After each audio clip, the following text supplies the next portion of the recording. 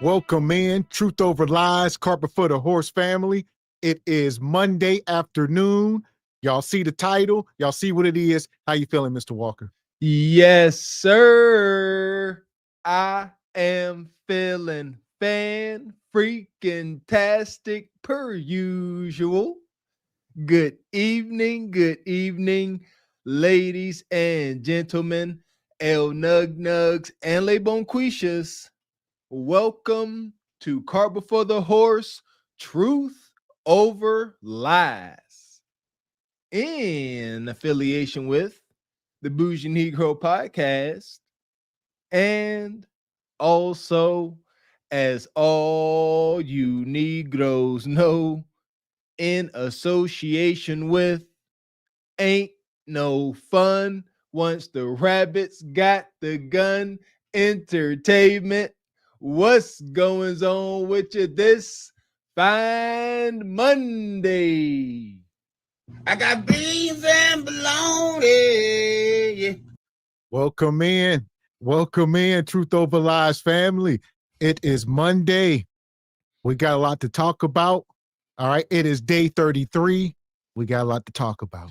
Man, we moving on this 33rd day. Come one, come all, this fine November 3rd, 2025. Me and Mr. X is still alive and feeling fine. Reporting to you, Jive Chickens, on this 33rd day of the 35-day marathon. Report to you live with Truth Over Lies. You see what it is.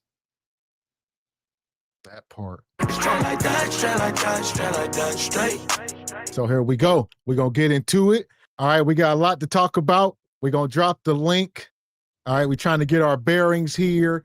Like we telling y'all been along with us for the last 33 days, which is kind of unprecedented on the platform, but we ain't done yet. All right, we setting records. There we go. We trying, and once again, gotta give respect where respect is due. Shout out to the young brother I Show Speed for giving us the idea. There we go. We moving. We done it. Almost. I sound like my son. It ain't over yet, but we there.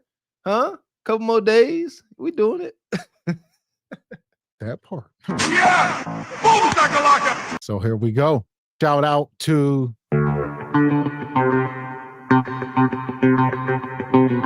Frederick Howard come through, gifting 5 memberships. Brother Frederick always coming through first with the memberships. We appreciate you, brother. Straight like that, straight. Appreciate you, brother. And shout out to brother Lee Turner, gifting a membership. Brother Lee always coming through as well. So like I said, we're going to get into it like we do. Y'all know we're going to drop the link for some of you ninjas that want to come up, but we're going to set the stage. All right, y'all see the thumbnail? See the title? MAGA Madness. Misinformation is ruling the nation. Dong, dong, da, dong, dong, da, dong, da, dong, da, dong, dong. Every time I think of politics, that's what I picture. Omar Epps in the back of that car. What was that movie? All About the Benjamins. Down, down, da, down, da, down, da, down, da, down, down. Because who gives a crap? So I'm sorry. I'm triggered, man. Because all we do is speculate up here. We don't know. Let's see what we got going on this evening. That part. So take a second, hit the like button, hit the subscribe button if you're just coming into the room. All right. I know some of y'all just getting off work, other people's different time zones. So we know y'all file in as the show goes. There you go. And shout out to everybody that's going to try to come up on the panel after the third hour with 5 hours worth of stuff to get off their chest. Yeah. That's fine, because we'll be back Wednesday, which is the finale, day 35. So if you don't make it today, you better make it then. Man, ain't we accommodating? Look at that. Customer service.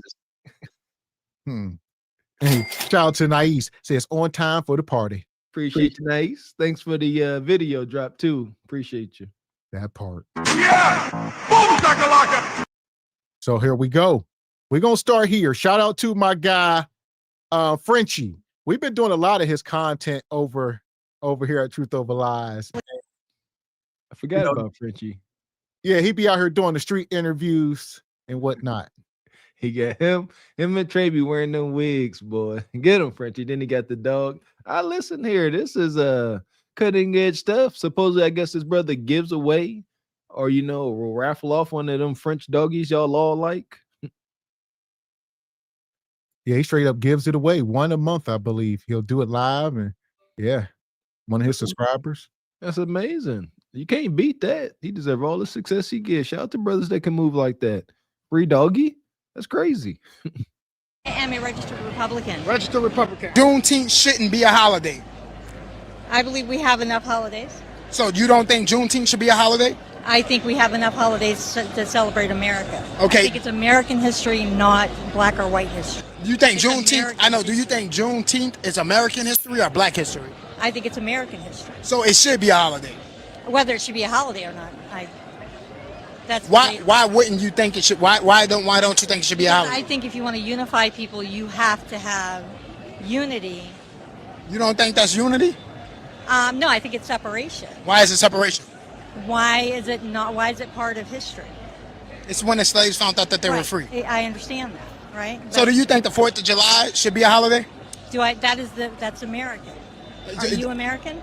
I know. So listen, I'm just asking a question. Should Juneteenth, no, we separate races by holidays? how is it racist that the slaves were It's free? not racist. Should we separate holidays by race? June.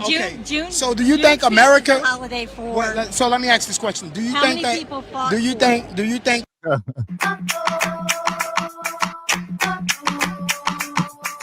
We squabbling now. Listen here. One thing we've been talking about up here lately, we can celebrate whatever we want. At this point, we don't got to get them to acknowledge anything. All right, because they ain't. They know, but they won't acknowledge it publicly. We got the day off, or at least we used to. I don't know no more, but yeah, here we are. Listen here, man. I'm triggered, man.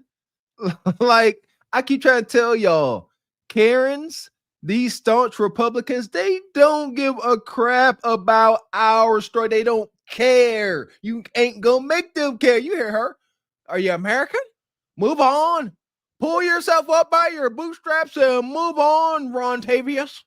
Yeah, it's American now. This is why the vast majority of melanated folks can't get with the Republican Party. They refuse to acknowledge any past injustices. They don't give a crap. They're like, no, let's just move on. That's too much back there. We don't have enough money to give our reparations for what y'all went through. Let's just move forward, please. They start sweating because they know they're like, we ain't talking about that. Forget that. But remember the Holocaust.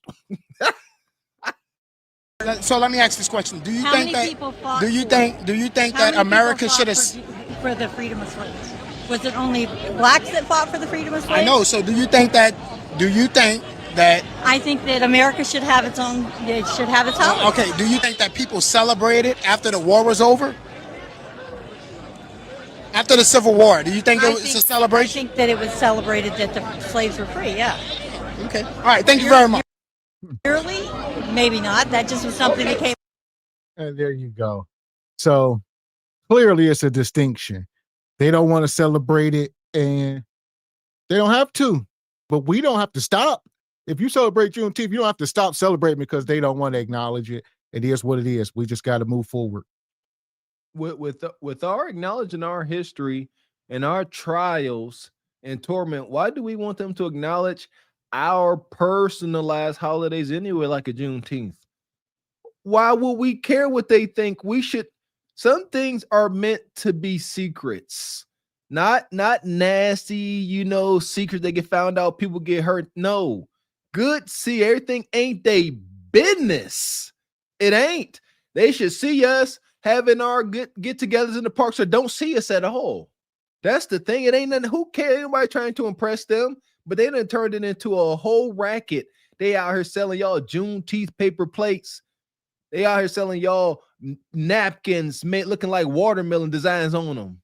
Absolutely freaking egregious. Who cares what they think?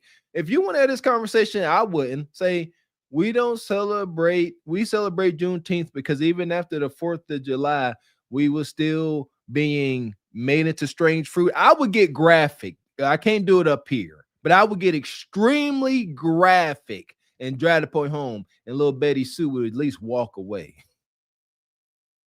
About with the Democrats about what? I would never want my daughter dating a black guy. Tell me why. Just because I want my daughter or son to look like me. Huh. There you go. Shout out to JP. All right, he be riding that train. Here's what it is, brother. But you don't have no control over that. More than likely, your daughter is going to get some black meat, and you ain't going to like it. You're going to have a little Glocktavius grandson. Yeah! Boom shakalaka! Shout out to the folks that say it's a beautiful saying. We are all but shades of wheat, right? That's beautiful. Well, we don't act like it. I like this conversation. I just want to know your why. Give me your why. And I think there's nothing wrong with this. We are different races. This is a race. Everything should be of healthy competition. Shout out to my Caucasian German buddy Bill. You know what I mean? Friendly competition. I see you on the battlefield. I'll give you a swift deletion. You know how we talked to one, like it is what it is, man. I want to keep my lineage looking like me, reflecting me, to give the other generation some pride. Say that. It's a bit selfish. It's a selfish want. That's okay. That part. So here we go. We're going to keep it moving. If you're just coming in, hit the like button. Shout out to Dee Dee. Got my girl Peach. A Republican President Lincoln ended slavery. Yeah, I guess it helped with it. See, I think it's so difficult to say these things with just indefinite, like Lincoln freed. So, he helped. He maybe had some hand in it, said some things.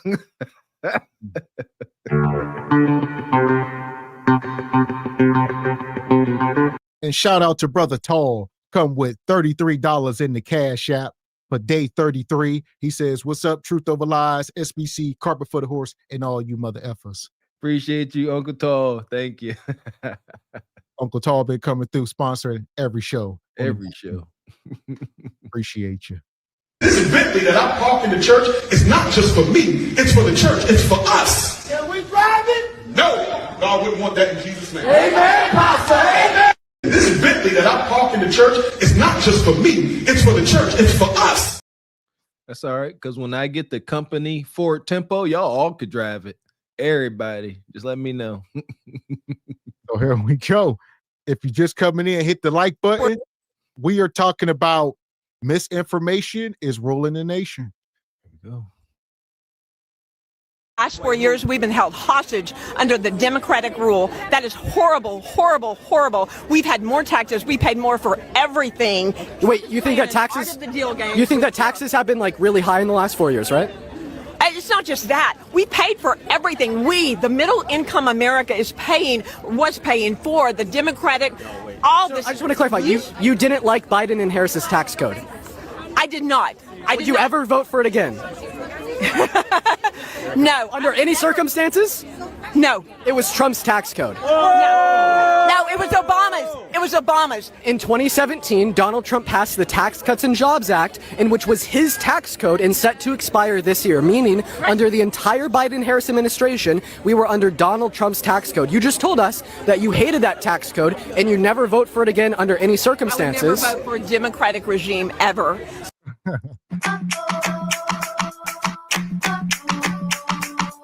I said this the other day. This is like Crips and Bloods, man. It's gang violence. People are staunch on each side. All right. We were talking about the per capita stuff and all of this. Depending on which side you on, you're going to formulate your arguments from that side, period. And you ain't trying to take in no information. That's where we at with politics. This side, they got their talking points and they stands, and you got that side, and they are opposed to each other. Like he said that, then she was like, "No, that was Obama," just out of nowhere. And here we go. Listen, this is my understanding. All we could do is pick a candidate that we like what they're saying at the time, because that's all it is words, and then we go cast our vote. That is all we can do. That is our power as voters, and they do what the hell they want with that vote. But I understand, like, I don't understand the complaining, not out loud. I complain to myself inside my head. You know, I go to the gas tank, fill up my truck, and I want to shed a tear sometimes, but who gives a crap? You know, I'd be like, in my head, I'd be like, this is wild. I'm like, they bleed me dry. And then I go with my day, like, because don't nobody care, but I get it. Talking politics is just like complaining. Just, I F you, I hate this, I hate it. I can't do it. What's the resolution? See that? I can't have this conversation without somebody giving me a resolution. Tell me how we fix it. No, it was Obama's. It was Obama's. In 2017, Donald Trump passed the Tax Cuts and Jobs Act, in which was his tax code and set to expire this year, meaning under the entire Biden-Harris administration, we were under Donald Trump's tax code. You just told us that you hated that tax code and you never vote for it again under any circumstances. I would never vote for a Democratic regime ever. So it had nothing to do with what they were doing and all to do with the fact that they're Democrats. Party over country every single day you're a member of a cult. Do you think there's a problem with misinformation out there? Absolutely. Yeah. Some people believe in things that are just not true? Absolutely. 100%. And where do you think Obama was born? Kenya. Yeah! Boom shakalaka!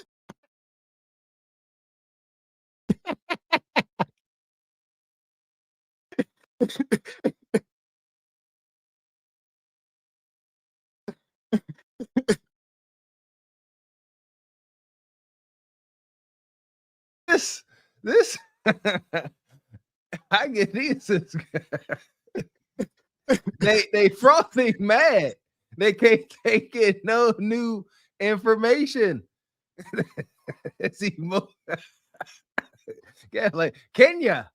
Got yeah. He said that with his soul. Yeah, and yeah. I think it is. It's either Hawaii, right? Or I don't know. Where you from? See, well, he was born in Hawaii. That's what his birth certificate. He produced Hawaii, okay. You know, but that's the hill they on. I think it's hilarious. It's hilarious because it's pure unhinged. Like, you know, I am afraid. I do have fears. I'm afraid of being a grown man. I think I'm getting there. Being a grown man and spewing such misinformation loud and proud. See, because that's dangerous. You can afford to be naive when you're younger, but being an old fool, I think is damning. Like, come on, Pat. You 60, 65, 70 years old out here, and you just Kenya. You ignorant. Oh man, Kenya, MAGA. They are frothing at the mouth, and it's unfortunate. So misinformation is ruling the nation. Oh. Hear that again? That was crazy. Do you think there's a problem with misinformation out there? Absolutely. Yeah. Some people believe in things that are just not true? Absolutely. 100%. And where do you think Obama was born? Kenya. He didn't hesitate. Hey, think about white men, they unwavering. That's what we need to stand on the square with being so all over the place. And you're not going, again, I know how this conversation goes. He don't back off of that. He said, no, sir, he's not from Kenya. He can sit there and show him a whole birth certificate. He was born in Hawaii. He gonna say, this is the thing, bud. All right. That's how they transition that. This is the thing. Look, this is America. All right. You can't, that's how I go. He ain't about to be like, you're right. Listen, bud. This is America. I don't care where he was born. All right. What's his current address? Huh? America. This is common. My stomach hurt. That was funny. Shout out to brother TJ. Says these jokesters know the truth. They just belong to anything to hurt you, Ninjas Club, even if it hurts them. There you go. Talk about that. Yes, this is true, brother TJ. And here we are. Huh. Straight like that, straight like that, straight like that, straight. Oh, case in point there. Why are you forcing your lifestyle over on me? Who's forcing you to be gay?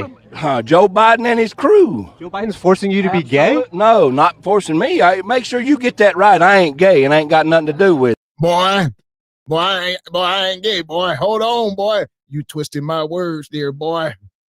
Me, I got a lady. I got an old lady. I ain't touched her in the month of Sundays, but I got me a woman. Yeah. Is somebody forcing him to be zesty? We can't do this. Where we at? He said, who doing it? Biden. The Democrats. See, don't that sound wild? The Democrats forcing us to be rainbow. Now, look, they ain't forced. That sound wild. Sound like you can't control it. They have there is an agenda being pushed. That's my take. I think that is observable reality. But I ain't gonna sit here. See what I mean? They're making us be this. No, they not. We done got little things from the school about inclusion and stuff like that. And we let the teachers know. Stop it. Don't do it. Look me in my eyes. Don't do it. All right. Carry on now. That part. Hell. Yeah! Boom, shakalaka! Oh, this is wicked. Forcing your lifestyle over on me. Who's forcing you to be gay? Joe Biden and his crew. Joe Biden's forcing you to be gay? No, not forcing me. Make sure you get that right. I ain't gay and ain't got nothing to do with it, okay? Don't ask me. No, but I thought you're saying he's forcing you. He's forcing you to be gay, or he's forcing you to be what's he forcing? The whole party is forcing their lifestyle over onto us. Period. Nobody's forcing you to be gay. It's just so people can live the life how they want to live without persecution. They are putting in schools, in our education for our children, okay? Yeah. That it's okay to be that way, and it's not. It's ungodly. Period. But you're saying like period. There's no answer. There's no more question to that. Period. Because in Leviticus, it's ungodly, friend. Okay. So in the Bible, in Leviticus, it says, "If a man lives with a man, he should be put to death." Also, you be careful. Okay. Also in Leviticus, we're gonna go to eternity, and we're gonna answer for all this right here. Talk about it. Yeah, listen here, boy. You're gonna put that book down, boy. We gonna add Jesus Christ. They Christ, boy. The hell wrong with you, boy? See, he said, you put that book. There you go. Stand on your word for JC, brother. This is the side. This is their side I like, because they all about the nuclear family. This I can get down with. See, he said, "Now we ain't playing now. Now you talk about Leviticus now, boy. You going to the good book. You better read it right." And he did. He said, "For a man to lay with another man is abomination." I wonder what he about to say here. Because yeah, he about to mess around and get slid. Billy Bob's turning beet red. And like we say, two things is true.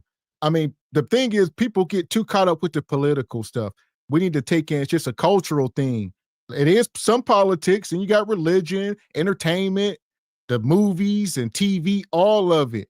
So it's all a full circle. They all in on it because they making money. But they'll sit here and be like, Biden, Trump, and all that. Because y'all so incensed. Them people they don't have as much power as y'all think. They are puppets on the string. The There people you go. behind the scenes are making the moves. And it starts at home. I feel with this brother with the Let's Go Brandon shirt on. I feel what he's saying. That the Rainbow Coalition have infiltrated the schools with egregious literature, ungodly, unholy literature. It's true. I will hope every parent has seen these books, and the kids. I don't know, probably a lot in California, where they talk about kids having sexual encounters. Like it's sick and demented. I look forward to it. Also in Leviticus, it says, if you spill your seed, you need to give 2 turtle doves to a pastor or priest. Spill your seed meaning ejaculate. Have you given turtle doves to priests or pastors like it says in the Bible? No. Quit playing with me, boy. I ejaculate 3 times a day, boy. Once on my wife, once on my dog, and once on myself. Yeah! Boom, shakalaka! Don't play. How many doves I'm supposed to give out a day, boy? I ain't got that. Ain't that many doves in the world. See, you see this? This is wicked. I don't know nothing about this meat beating ritual they talking about, but all right, the first part sits well in the soul. All right, man and man, you know what I'm saying, playing tummy sticks is blasphemous. You know, even our culture, even back, I always bring up the Colosseum. That's the way you give a man a secondary deletion. Be doing that, you have your way with him, effing yuckity. So that's that. But to sit here and talk about every time you release, you got to go take offering to a priest is diabolical. That's diabolical. Well, listen, we need to get back to the book. That would bring more discipline, right? And, you know, we will see who out here doing all the madness. So the priest would know, all right, it's the third time you've been in here this week. What you doing? Okay, see, I like that. Like priest order. The priest, we got all these doves flying around here. Each one of these doves is, see, I get that shit. Just walking in the church. So people gonna be outside filming y'all ninjas walking in the church all the time with the doves. I like, you know what? That's like married men, you know, all type of stuff.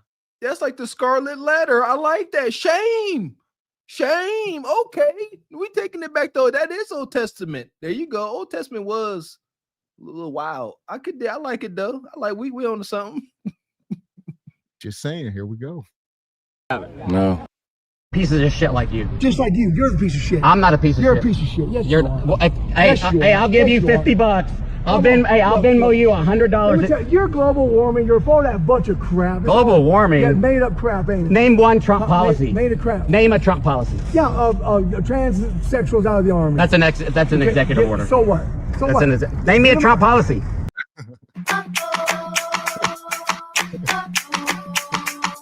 So what? So what? It's something. Misinformation ruling the nation. He did something. All right. He did something. I mean, he don't know. They just infuriated. It is what it is. See, I should have recorded. I could be a millionaire by now. During Cooties 19, I was brave enough to watch the both news channels. What was it? What was the gangs? Was it CNN versus Fox? Wasn't that it? Yeah. Right? I watched them without a bias, and I seen that they was both saying the same things, just in different ways.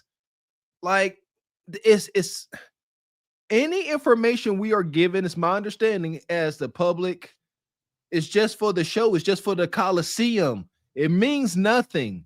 Again, these two grown men with resources, these are the elders.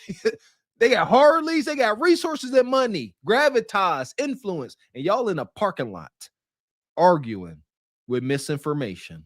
That's the way I see it. Don't y'all got something better to do with y'all time or no? So the dude on the bike, he got a flag back there. It say F Trump, you know, and his t-shirt say something about F Trump. So this dude must have seen his flag and say, hey, and he start filming, I guess. Why the hate? You know what I mean? Just what? Why hate? Why not just represent your party? Why gotta be so much smear campaigns? That's where they didn't guide us. Like, we used to laugh. That used to be a joke, smear campaigns, but they really run them and win. Right now. That's because you're fucking stupid. You're full of shit. You're fucking stupid. Yeah, listen, you're full of shit. You're fucking. You can't even. You voted for Trump. You voted for Trump. And you can't even name a Trump policy other than you're scared of the LGBTQI. You're full of shit. Hey, do you know why you're scared of him? Because you probably have a tiny fucking pecker. Oh, is that right? Is that right? Yeah. Yeah. Hey, here's a Trumper. Damn right. Hey, this Trumper supports sex. Hold on. To talk about a man's meat is egregious. See what I'm saying? The sign language now is getting very feminine. What are we talking about? I don't know. You don't feel good after this conversation, do you? Huh? You riding off on your bike? Yeah, I told that guy. I told Pat he had a little meat. I'm tough. No. Shame, Ninja. You did again.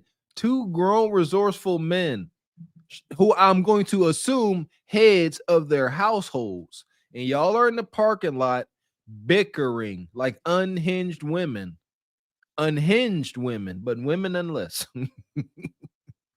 Sexual abuse. Oh, bullshit. Bullshit. Yeah, you're a pussy. Bullshit. Yeah, fuck you. Fuck you too. You're a Democrat. You're a piece of shit. I'm not a Democrat. Oh yeah, I'm yeah, not, you are. Yes, I'm you a, are. I'm Yes, more you of a are. I'm more of a leftist. Yeah, you're a fucking tree hugger. Yes, you are.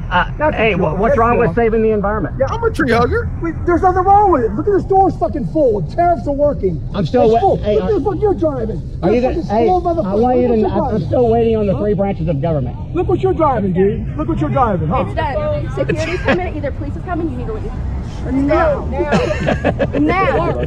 Thanks, man. No. So now this woman pull up. I mean, what's going to happen? Because, I mean, people get deleted for less. Emotions can get so high. Somebody pull out a firearm. Cops pull up. They're going to say, I don't know what happened. You know, regrets.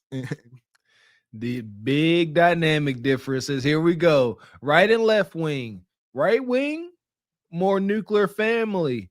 More, what's the men? Matriarchal, right?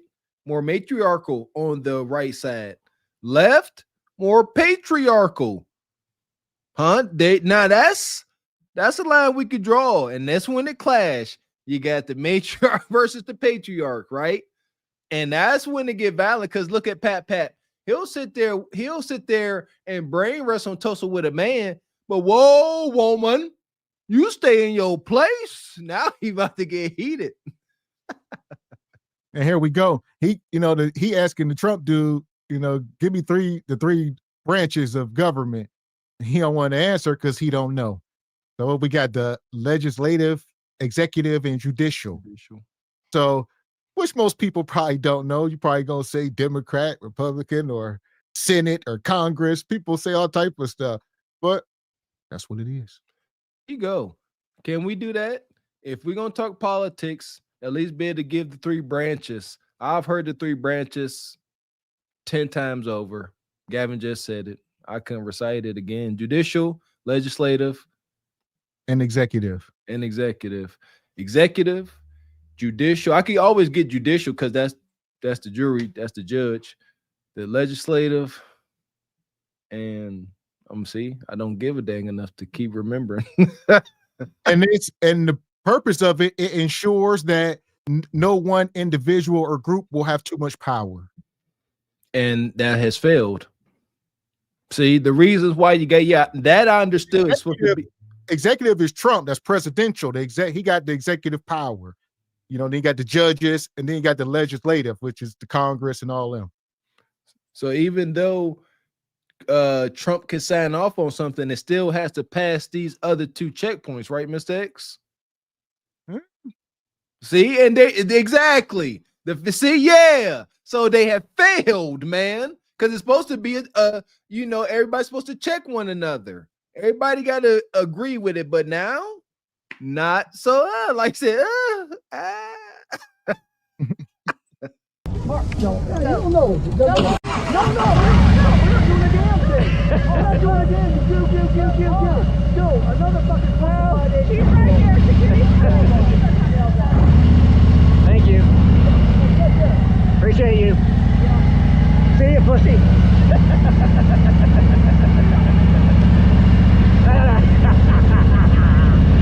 Look, people are unhinged. He riding around with a Trump flag. I get it. He too old though. You damn too old, man. I don't see.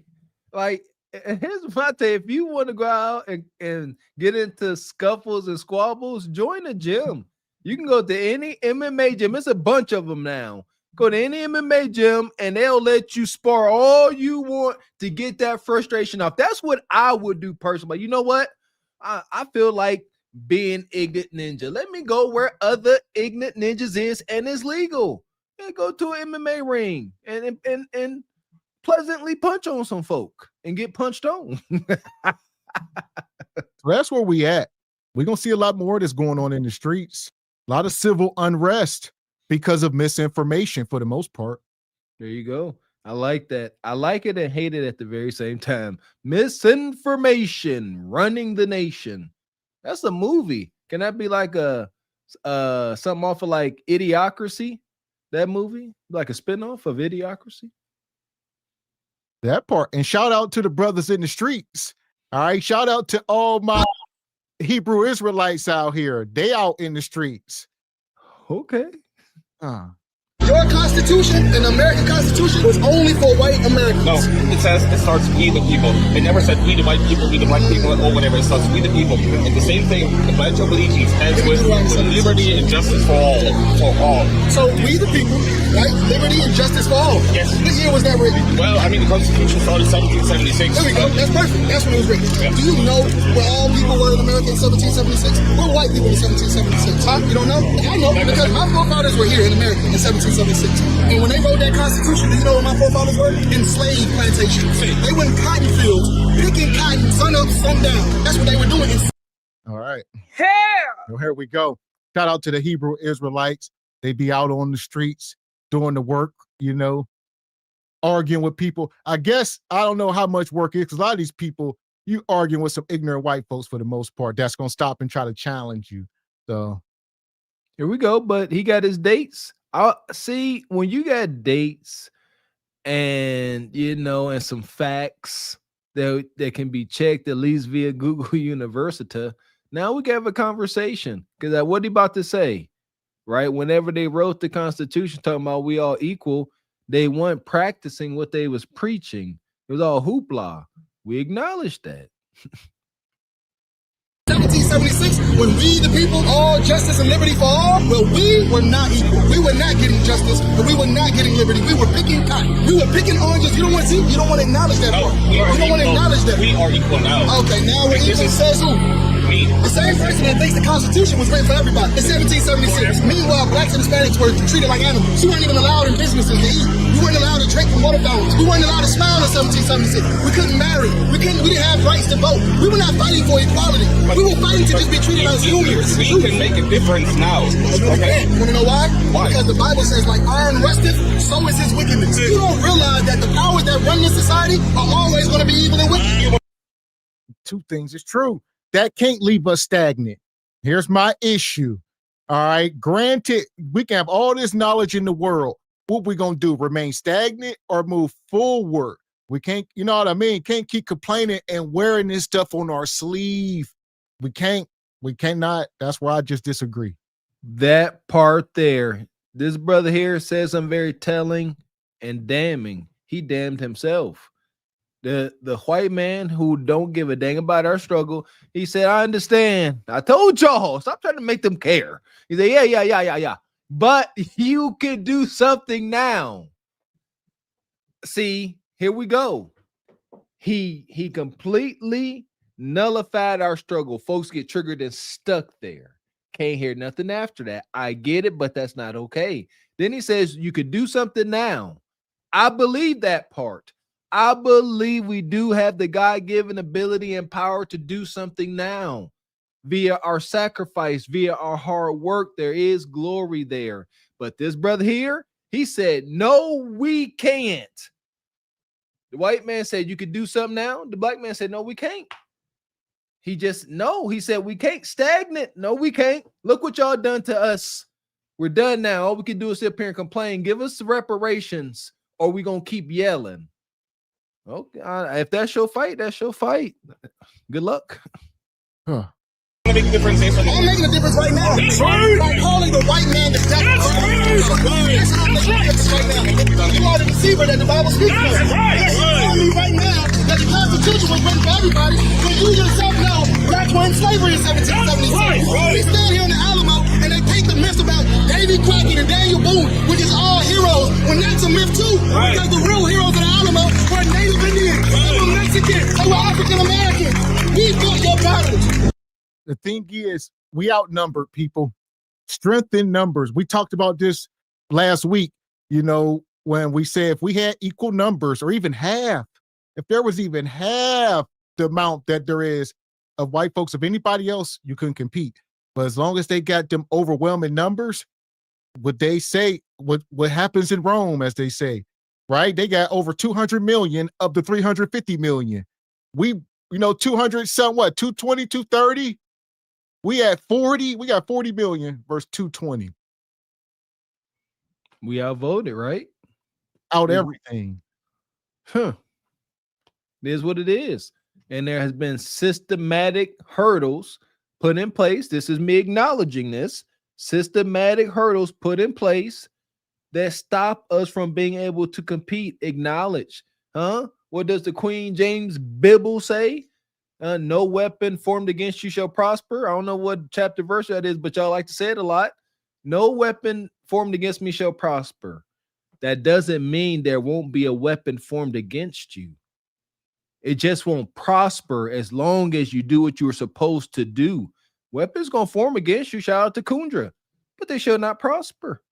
We were the ones who were extending love and peace. You were extending hate and violence and crime. That's what you were doing. So that's why you're proving yourself to be the deceiver that the Bible speaks of. Black man. Black man. That's right. That's right. That's right. That's right. That's right. That's right. That's right. That's right. That's right. You see this word right here? That's right. That's right. That's right. You celebrate Christmas, don't you, brother? Yes, you do. And it's a white holiday. White holiday. Black power. Black is power. Black is power. That's right. That's right. That's right. That's right. Black is power. Black is power. Oh, brother, can I speak to you, please? Lost another. Do you feel as if this is right? Boys, you need to come join us. Bro. That's right. Oh, Lord have mercy. Shout out to Drewski. He ain't gonna never miss a moment. All right. He walked past. They said we lost another one. Lost another one. That's right. Here we go, man. It's tough. Like shout out. They seem like they down for the cause. You know, I like it. Shout out to them. Shout out to the brother DJ Hemp. You know, yeah. You know, they out here fighting a good fight. It's a good fight, right? Yeah, it's a good fight. That's right. That's right. We are not equal. That's right. Our ancestors did not live for this. That's right. Poison. Poison. Poison. Poison. You will not stop our brothers and sisters from the Constitution. That's right. I'd rather be in the South than to be in hell. That's right. Free man. Free man. Free man. Free man. Free man. Free man. That's right. John in Leviticus chapter 16. That's right. And white man will beneath. Okay. Beneath emancipated souls. That's right. That's right. How can I help you, sir? I do not need help. I will assist myself. What form of payment for this, please? Easy for you. Is it because my skin is black? We out here bringing our people back to the law. Drewski. Drewski out of pocket. He gonna get pushed back like everything. He did the skit a few months ago at the NASCAR. You know, he was dressed white. What he do? He gonna challenge the culture. All right. I like this. I could dig it. Cause I believe we got to be able to poke fun at every corner of our society, especially when it's wonky. You know. Yeah, the wonky corners, man. And there's a wonktastic activity here. It is. You know, I think there's see, I want to get into this. I hate Drewski. But you know, a lot of folks say that men out here putting all their time out on the street, screaming and yelling at folks. You know, you could do that. Just be resourceful, right? Don't be out here dead broke out here. That's right. Black power. We are kings and queens. And going home and you got to shoo roaches off your counter, and you know what I'm saying, and skim the cottage cheese off your spoiled milk so you can have some King's vitamins. Like that's what I'm saying. We out here bringing our people back to the law, statutes, and commandments, man. We do not follow rules made by white men. We do not follow rules made by white men. You are not a sister, and you will not perceive to be a sister. I'm sorry. That's right. That's right. That's right. That's right. That's right. Who is your master? Who is your master? What y'all doing after that? Is that a part of something? What's your name? Marley. They wilding. So after all that, they done preaching. Now they go holler at the snow bunnies. They do say, you know what? Milk of Magnesia. What movie was that? So it's always been kind of a joke, you know, for the Hebrew Israelites. You know, I don't know how true, but I don't know, man. That's right. That's right. Bow down. It seems kind of hypocritical. I don't know. And here, again, this is chess. Life is chess, checkers. There you go. Don't be a menace in the hood while drinking your gin and juice, something like that. Like, this is why y'all have heard it. The Viking conqueror has said, or at least there's this thought that they say, we cannot allow y'all to have any position of power or equal authority because y'all will do to us what we did to y'all. That's a very real fear. And now you got folks like this out here, bow down. Who your master? They like, yeah, we knew it. We better not let y'all niggas get no headway.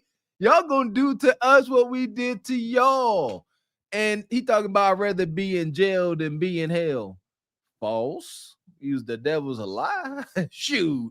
No, I prefer neither, Alex. I don't know. No, I don't get down with that. I'd rather be in jail. Use a liar. Seriously. Money, money, money, money, money, money. Shout out to Brother Tall with the 10 ball.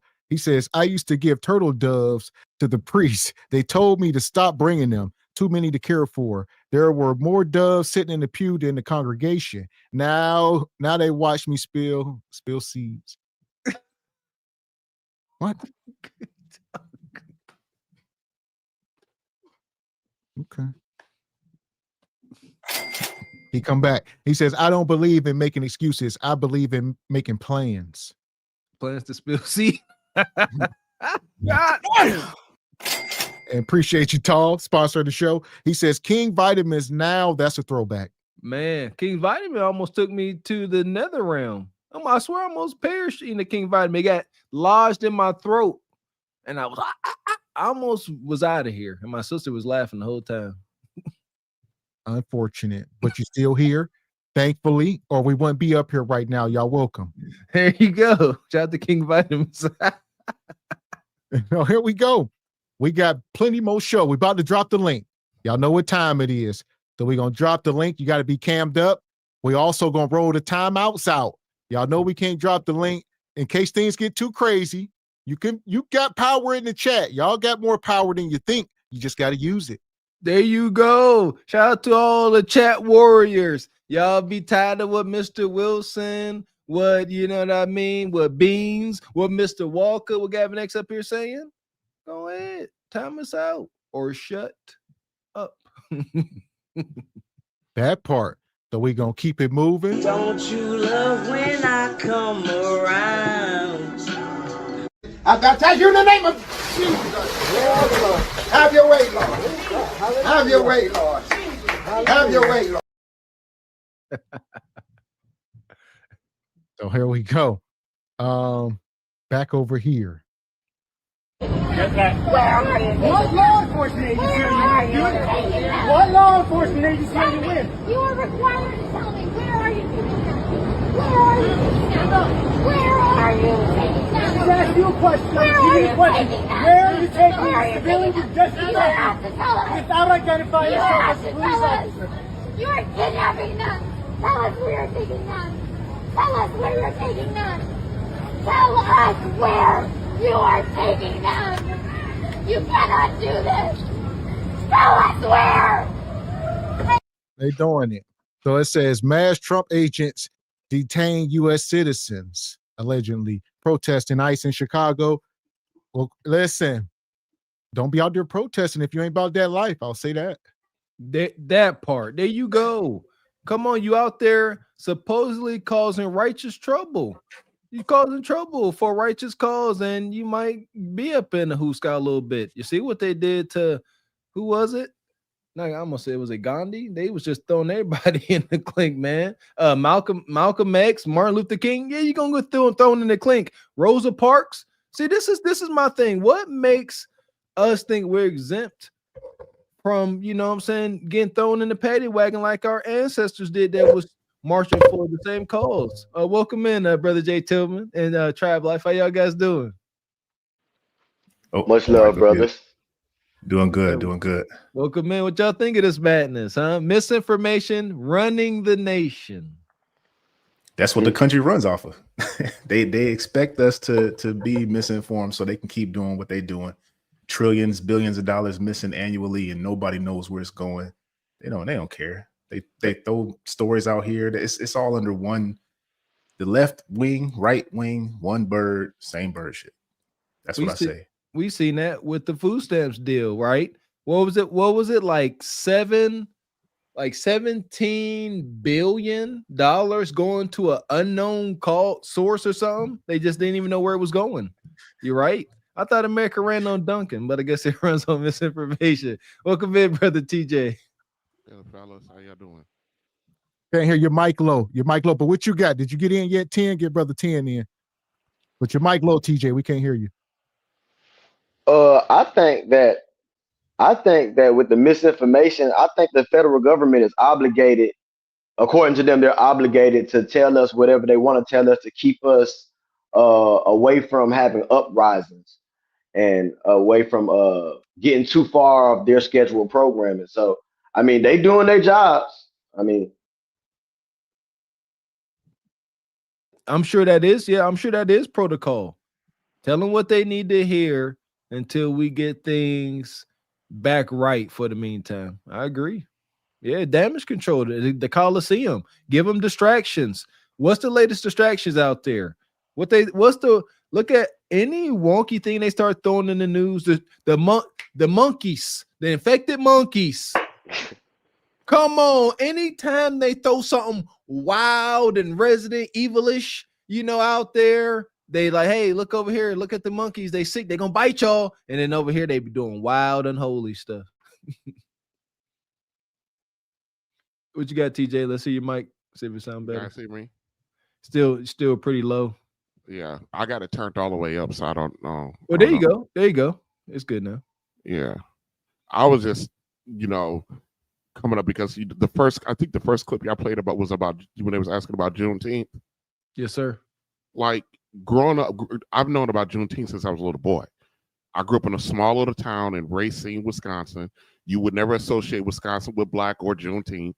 It's been around over 50 years of the celebration in that town, and not one time do I think any Black person in that town gave a damn if the white folk knew about Juneteenth or not. We had parades. We had 3 Black community centers in that town.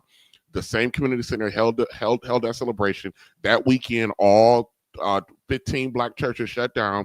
Mass services were held at the Juneteenth celebration. We had a Miss Juneteenth pageant over that weekend. We had fundraiser. It was everything, and they still doing it to this day.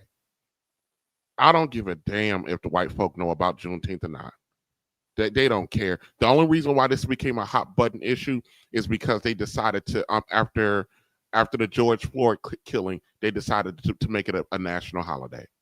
That's when white folks lost their damn mind. Other than that, they didn't give a damn about Juneteenth, and neither did Black folk about other folk knowing about it. It was kind of like our little secret kind of a deal. I feel as if that's what it should have always been. I'll be honest. And I don't blame myself, but I didn't know what Juneteenth was until years ago. Really? I blame my parents. They never told me what it was. I didn't know. Nobody taught me. I had no idea. I thought it was. I ain't gonna say I thought it was, but yeah, I didn't know that it was to celebrate our freedom. I thought ninjas was just like a little freaknik, like just partying. Yeah. And the second thing I want to, the guy mentioned about, one of you guys mentioned about reparations, that we're still begging about reparations. And one of the biggest arguments that white folk make about not giving out reparation is the fact that there are no longer slaves around. And so, but here's the problem with that. You don't say that to the record company that still owe Elvis Presley money. His estate still gets the money. Every time that they go out there and try to license the deal, they got to give the money to Elvis Presley estate. Elvis Presley's been dead since 76 or 74 or something like that. The man been dead over 40-something years, but we still paying out his royalties. I can guarantee you they will never, ever, ever give us reparations. And do you not remember whenever Gaddafi was going to send Farrakhan millions and millions of dollars supposedly for some type of reparations, and the United States government halted. They said no. They said no, the heck you will not get all this money into American black hands. And Gaddafi was just like, here it is, and they said no. So it ain't about it being in the budget. They just like, we can't do that. Y'all ninjas can't have reparations. It don't work. Here's the other part of it. Every ethnic group in this country that's been that has been attempted to be exterminated by the white federal government has been given reparations. Even if they were inclined to do that, here's the problem. If you go back and look at when they originally promised reparations, they didn't promise it to the individual. They promised it to the family. And what have black folks done since 1960 to the goddamn family? Dissolve the family. They dissolved the damn family. When you got a woman who got 4 kids by 3 different dudes, that's 3 or 4 different families within one household. How do you partial out this money when there's no more intact families? And just because there's 30-some% of us married, that we are virtually a culture with no intact families. That's insignificant to the whole population. So even if we were able to convince the federal government to pay their longest outstanding debt, who in the hell are they going to pay it to? Ooh. Welcome in, Sister Ebony Dean. Hi. Hey, guys. I am so passionate about this subject, and we're talking about reparations and everything. And just going off of what Through the Fire said about, just paying back reparations and everything. We're asking for, I think the number is like $20 trillion, and it ends up being like 100 or a couple 100,000 per foundational Black American who has the lineage.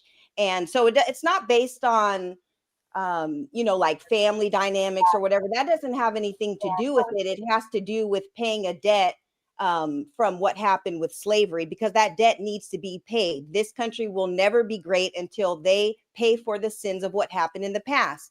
They paid it to the Jews. They continue to pay it to the red Native Americans, and they've been doing it for years, and they're going to continue doing it for years.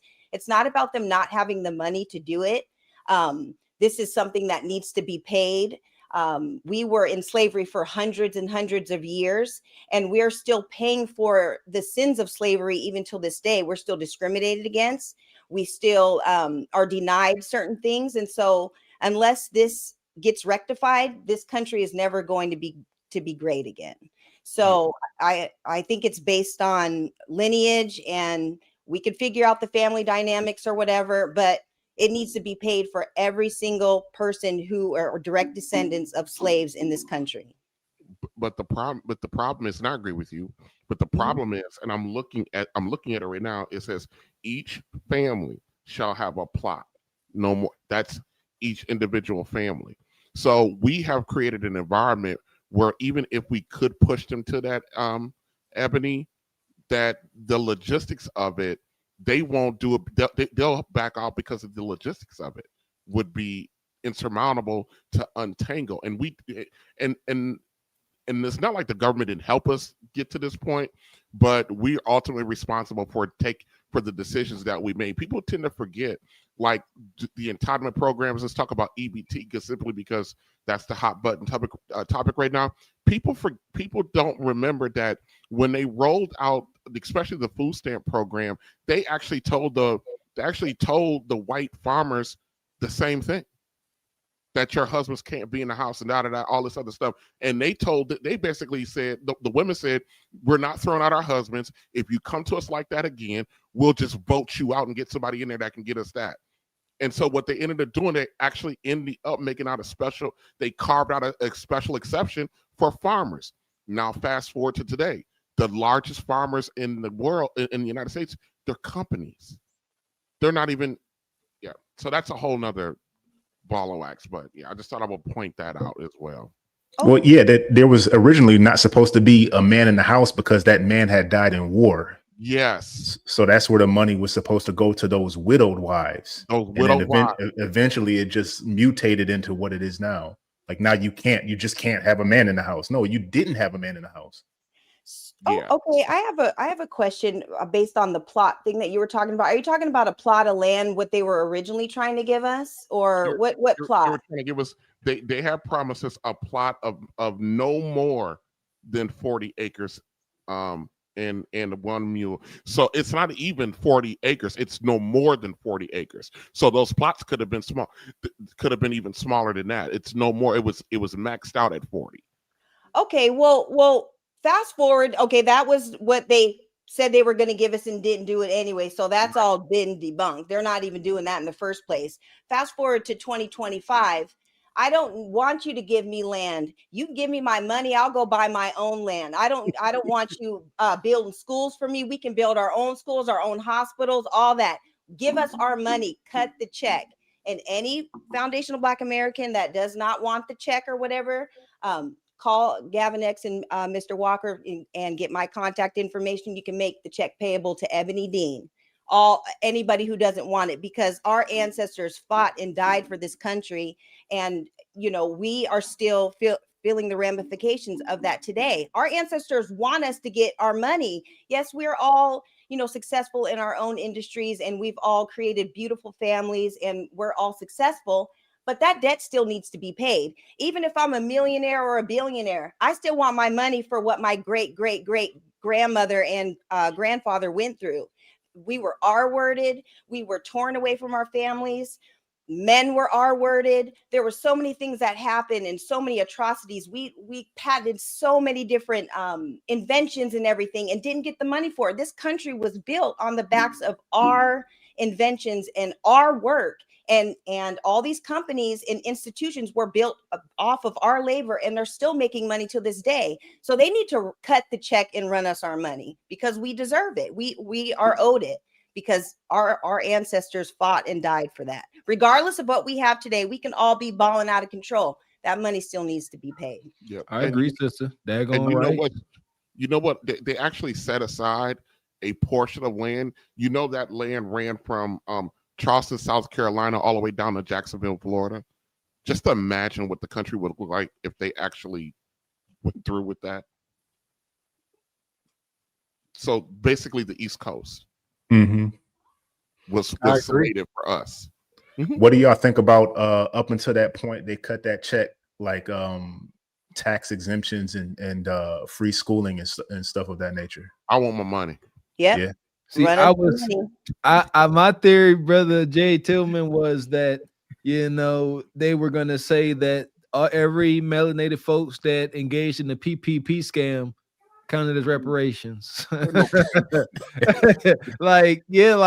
I believe that's the only way. That's what they were, something insidious. But they not about to give you resources in hand, so all y'all could start buying up a couple livestock and starting y'all family compound and progressing. Heck no, without stimulating the U.S. economy of pharmaceuticals and junk food. No, they won't do it. Go ahead. Jay, but Jay, what would be the trade-off for that, though? The free schooling and those benefits. What would be the trade-off for that? I don't know. I mean, I don't know where to tackle this problem from, man. I mean, I've thought about it. I'm like Mr. Walker said, I don't think it's ever going to happen, but I would like to see it happen. And like TJ said, like, what's the logistics behind that? What defines a family? But here's the thing, and I'm not trying to complain, but here's the thing. Set aside the reparations. It's not like we don't have a history in this country of setting shop in developing our own communities. What do this country do when it starts thriving to us? Come and tear it apart. They come tear it. Everybody knows about Rosewood. Everybody knows about Black Wall Street and Tulsa. I'm not originally from St. Louis, but I live here now. But there's this community here that was called Kinloch. That's where my father's family came from. Kinloch was a small community within the side of St. Louis County.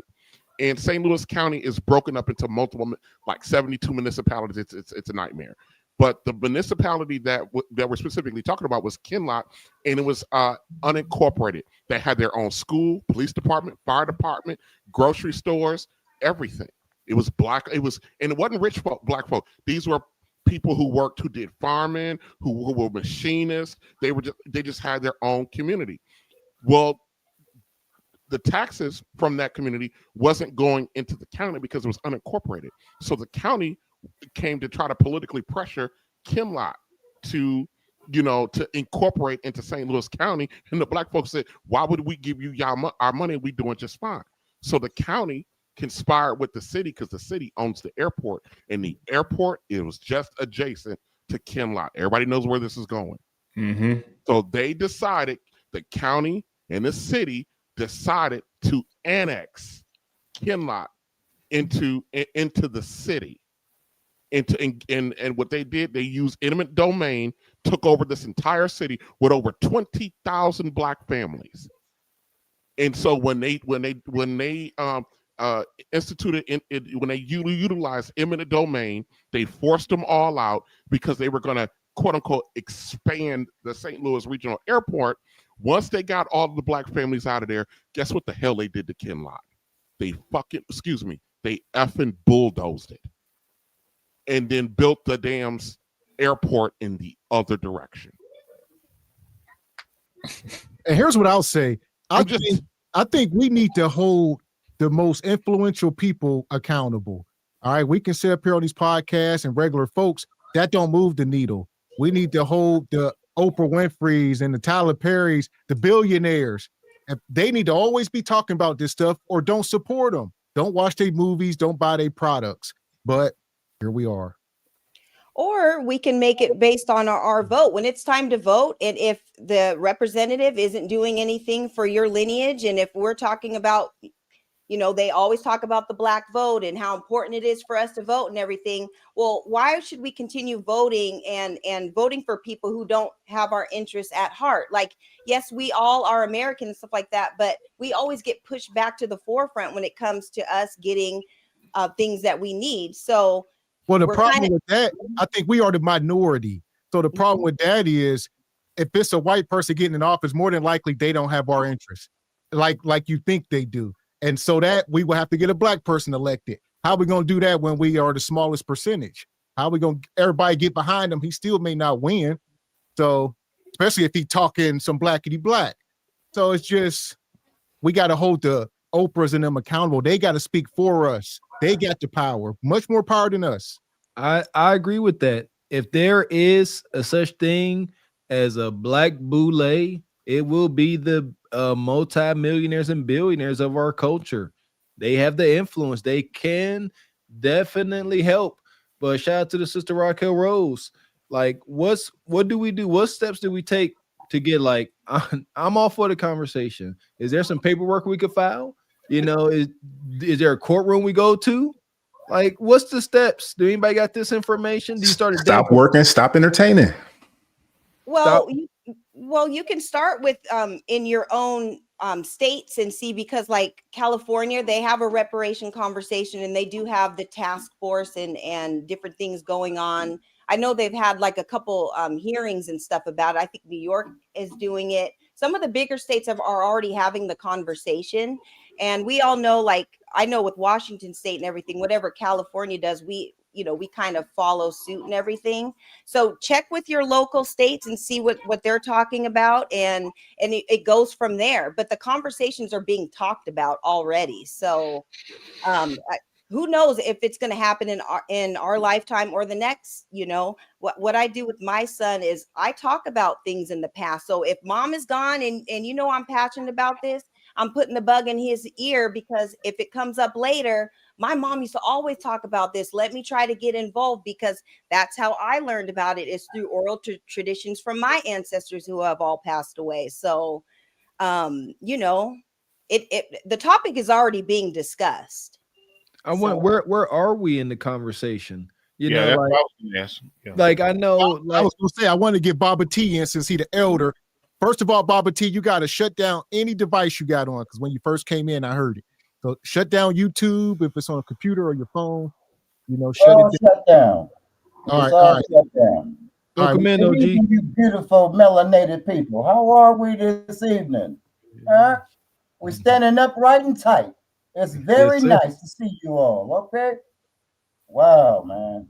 You know, Gavin Newsom shut down reparations in California. Okay.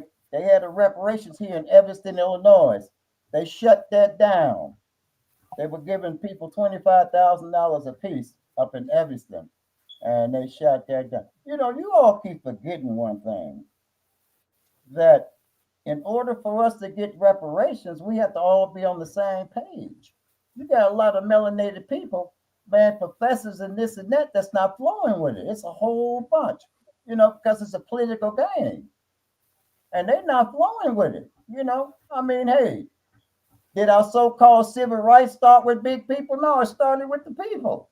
Okay, so that's how it's gonna get done with the people. You know, we have. I keep telling you, we have a $1.5 trillion disposable income. I guarantee you, if you stop that money, you'll see what's happening. If you stop flowing them dollars into the economy, you'll see what happens. That's what gets their attention. Money, man, money. And you know, I'm hearing so much. You all do know our people were in the north, right? We were in the west, right? You all do know that, right? California state flag was a melanated indigenous woman with long hair. You know, so we were in there. Bass Reeves, he's the sheriff in the west. So don't you think it was other melanated people in the west? Because you know if it was only him, they're gonna kill him. So hey, you have to, you know, open that thing up. You know, and it's kind of like the patents that were taken away. So one brother family, Jim Beam, okay, Yep. they took his recipe, see, and they sued Jim Beam to get them dollars. So that's the way we have to look at it, man. It deals with economics, not talking about up higher people and all this. It deals with the people. If the people ain't on board, plus, man, I wouldn't give Minister Farrakhan $10. Okay, that's a showman. You don't see him out in the streets. Malcolm was in the streets, baby. I can tell you, don't put these cats on no up here when they ain't out in the street doing the work. Malcolm was in the street. You have never seen Farrakhan in no street other than giving lectures or some crap. Okay? I mean, I know about these people. All right. I know their history. I would never give Farrakhan. I wouldn't give Farrakhan $1. I might give $2 for the newspaper. Okay, just to read. I'm always in the other sports stuff. What's happening? You know, it's kind of like this thing with these. Man, what kind of fools are gonna um, um, protect illegal immigrants? What kind of Obama didn't have that problem, did he?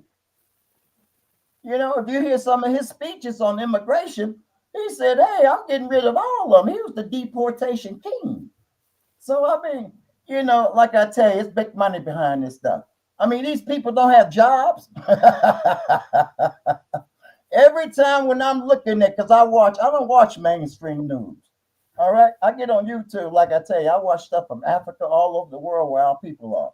Because we got the same history. We got the same stuff that's happening. We're on the bottom tier of society in every country because every country we are there. So I watch all that. And if you watch mainstream news, you'll get the idea that these protesters are right. Remember, Malcolm said the media will have you thinking the innocent is bad and the bad is the innocent. You understand me? You see how the media portraying this stuff. But if you get on YouTube and start seeing this stuff, man, these protesters are crazy as hell, man. They going up on federal. What happens if you go up on a police department? An officer, right? And you're not acting like you got some sense. It's the same theory, man. This stuff is crazy. They can't do their job because you got people here in Chicago blowing whistles, following their cars, stopping traffic. You are impeding federal agents. You know, a lot of these people are actually creating sedation, trying to overthrow the government. Okay? And that's what this thing is. They can lock them all up, man. It's under sedation. So I tell you, reparations. Hey, listen. Number one problem we have is number one being unified, and number two being honest. You are a false prophet, and security, take him out of here.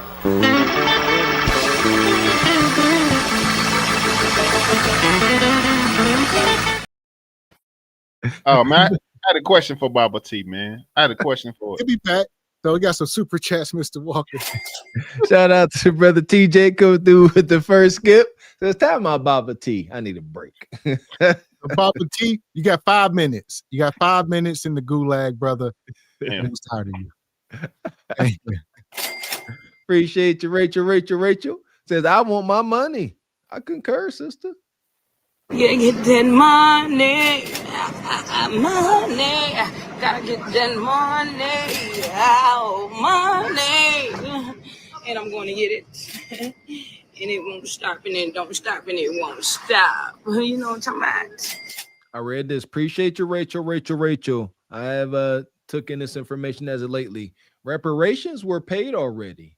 The District of Columbia Compensated Emancipation Act of 1862 gave the slave owners in Washington, D.C. $300 per person for freeing their slaves. Man. What does that have to do with us? Nothing. It's nothing. It doesn't. I believe I saw this, and I think this information is saying, you know, it was another saying it was a trick. You know, hey, Baba T bought himself back. And you muted mistakes. You muted mistakes. That $300. He dropped 15 in the cash app. He says, "Bring him back, please." Okay. But yeah, I think that's what this is about. I think they were trying to say that it was a trick. We paid reparations, Sister Ebony Dean, just not to y'all. Yeah, They didn't pay no reparations. That's about $6,000 in today's money, and it was per slave, and it was to reimburse to offset their labor costs. Yep. Right. I don't know. $6,000. That's what you worth up here. $6,000. And then some of the slaves didn't even leave; they still stayed. Just most as of them freedmen. stayed to be So sharecroppers. they got paid and they got the labor back. Wicked, it's horrible, man. So I don't think- y'all think- was this the form of reparations, or are they saying it was paid already? That's my take from that. Yeah. You're not even entertaining that mess. That wasn't no damn reparation. Yeah. And you know what? They can say all they want to. They also said that we were supposed to stay in segregation and they didn't want to give us our civil rights, and we fought and we got our civil rights. They didn't even want to give us that. So they could say whatever they want to say. We got our civil rights and all that. And you know what? We're going to continue moving forward, and we are going to get our reparations. It may not be this lifetime. Maybe it is, maybe it won't be, but it will get paid, because this country is never going to be great until they pay for those atrocities that happened to our people. I like that, Mrs. Ebony. Miss Ebony, I think that's what one thing we need to grasp. Here's my thing. As long as there's a fight to fight, long as we do have a course of action, let's do that.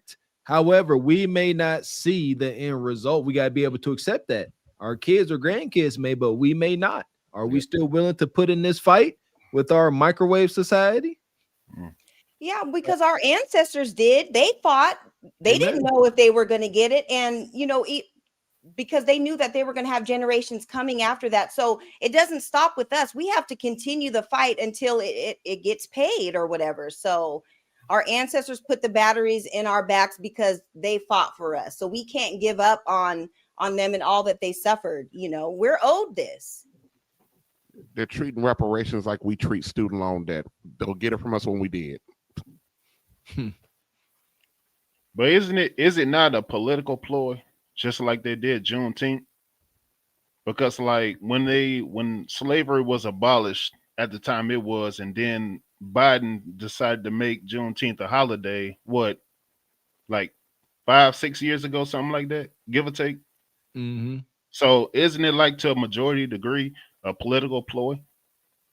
It's a little something to pacify us. Yeah, we're going to give you this holiday, and then what? 2 years later, they LGBT'd it up, and everything is rainbow flag, and the immigrants kind of took over a lot of the Juneteenth celebrations. I think the Miss Juneteenth, she was like from Africa or something. So it got taken over very quickly. We didn't even get a chance to really embrace it or celebrate it. Always get Jack. And also, shout out to Baba T. I will get you back in here. He says, back in the Cash App, he says, remember, civil rights is not a human right. What you got, Baba T? Yeah, I keep hearing people say civil rights. Do you know what civil rights is? When do you all know what that is? That's somebody being civil. What is civil? Being nice to you. Come on in my store. You can spend your money up in here. Sure, have dinner. Sit at the counter. No problem. That's civil rights. When you're fighting for your human rights, that means you can take your case to the international courts. Okay? And that would demand reparations. See, this is these people, man, these people that we have above us, and they keep talking about civil rights. Man, I've been around a long time. Okay? I grew up listening to Sonny Carson, Malcolm, under the Panthers, man, and everything. And why you think those things were happening? Because we wanted our human rights. We didn't want no civil rights. We want to be treated as a human. Kind of like that sign in 1964 that I have on the back of my window. I am a man. You understand me? That's that sign. That's human rights. So we can go on and on about civil rights. It doesn't mean a thing. Because unless you can come together and say, you have managed to destroy our human rights as a people, then you can take your stuff to the international court. See, it's these all civil rights legends and all them, they know it. They're just keeping us pacified. And I keep saying again, nobody stops us but us. So you saying we filing our paperwork wrong, Baba T? Instead we keep them on civil rights, we need to be worried about human rights. Yeah. Okay. Who you see going to the international court for every country you see? If there's a human rights violation, they're taking it to the international courts. What do you think they taking that so-called that Zionist president? They have him in the international courts. They want to try him for genocide. You know what I'm saying? So, I mean, man, like you said, misinformation.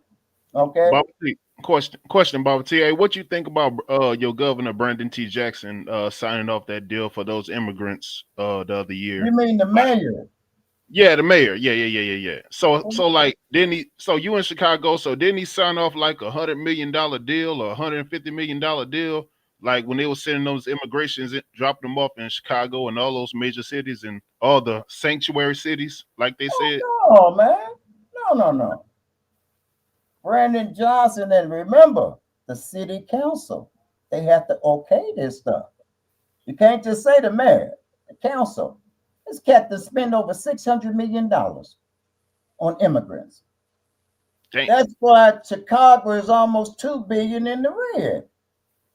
And he also earmarked another $500 that they voted on in the 2026 budget. I said, look at these people. And now check this out. They got these sisters called Chicago Flip Red, right? And they all up here in DC, and no offense, Sister Ebony Dane, but I don't allow no sister, no woman in front of me. Okay, you can't lead me nowhere. Okay, because number one, they running on emotions and not logic. Where are the receipts that you can hold these people accountable for? I told them, I said, listen here, I can hook up with y'all, but we're going to be investigating all these little dollars that went to like hundreds of vendors from A to Z. You was hearing stuff like ABC Supply, generic. So yeah, man, everybody getting their hands dirty with their money here in Chicago. Okay, so talking about Lightfoot. You talking about who's that? Lightfoot or somebody? No, Lightfoot is gone. Yeah, Johnson, her and Larry her chopper Johnson. suit is gone. He's the one talking about the sanctuaries. They just like the slaves, the immigrants, and this dude is off the chain, man. He printing up signs talking about no ICE zone. What's wrong with this? The federal government? Are you crazy? So they are creating havoc toward ICE, but they got y'all thinking it's ICE toward them. Yeah, see, like that little boy that they showed you, they arrested the little boy. That was an officer playing cops and robber with his son. Okay? So be leery of what you see. Always investigate it. Don't go on the show. What I tell you about that? Mr. Walker, don't do the shallow. Because when I told you Trump gave 3 billion to the HBCUs, if you would have scrolled up, you would have seen the different programs, and one was for 1.3 billion. There you go. Appreciate Don't do the shadow. Investigate everything. Yeah, I got you. Appreciate you. Let me read this here. Appreciate you, Rachel. Rachel says slave owners took out mortgages on the slaves. That's why they wanted the runaway slaves back. They were valuable. Slaves were mortgage-backed securities. They're not showing this in movies. I can send you the article. Yeah, please drop it in the Patreon, sister. Definitely intrigued. Like, I just want to know what we up against. That's what I think is the importance of all of this information. Whatever tricks they trying to play.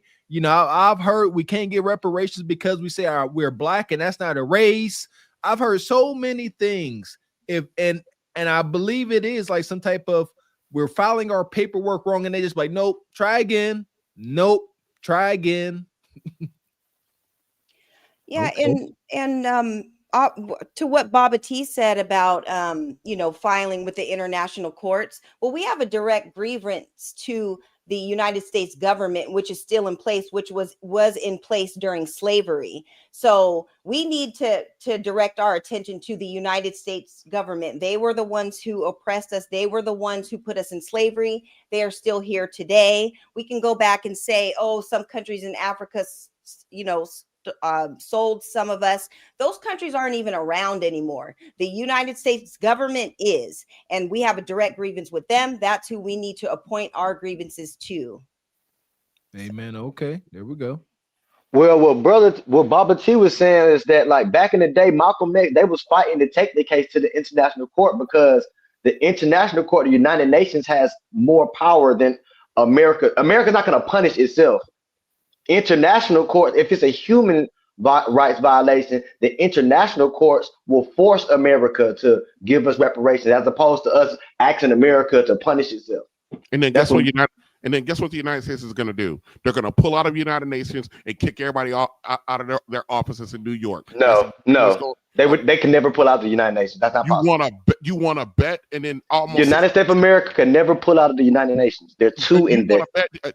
Especially when we fund about 60% of the United Nations. You think the United States won't do that? Man, you got me if you don't. They scratch our backs too.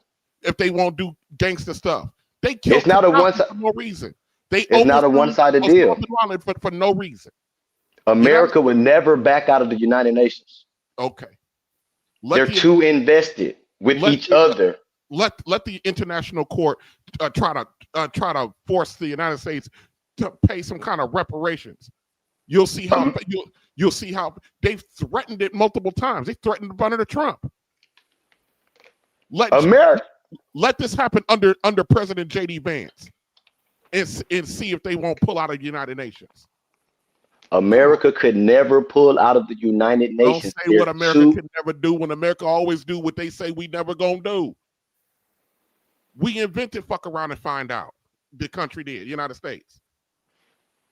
America's power is in their alliances with other countries to be able to have military bases. We have military contracts where we fund the money that we give other countries, we get that money back. America doesn't give countries money. Those are bonds that they're buying into that country, where that country owes America in the future. They're too invested into the United Nations to ever back out. We will always be under some world governing system. Well, Tribe, to what you just said, I mean, if you look at that guy from Ukraine, Zelensky, when he came into the White House, bombarding Trump and Vance with all his demands and saying, "What you gonna feel? What?" And then Trump was like, "Oh no, you ain't gonna tell us how to feel. Maybe we'll get a deal done and help you." Like there's always a major trade-off, to what you just said. So like, I mean, can they back out?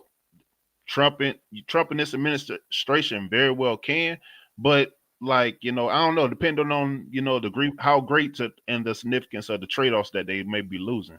So who knows? here's the thing. So right now we are saying that we need to take this to what courts? To the international courts. We can't take it to the United States courts because they're not going to punish themselves. So there we go. So who do like it?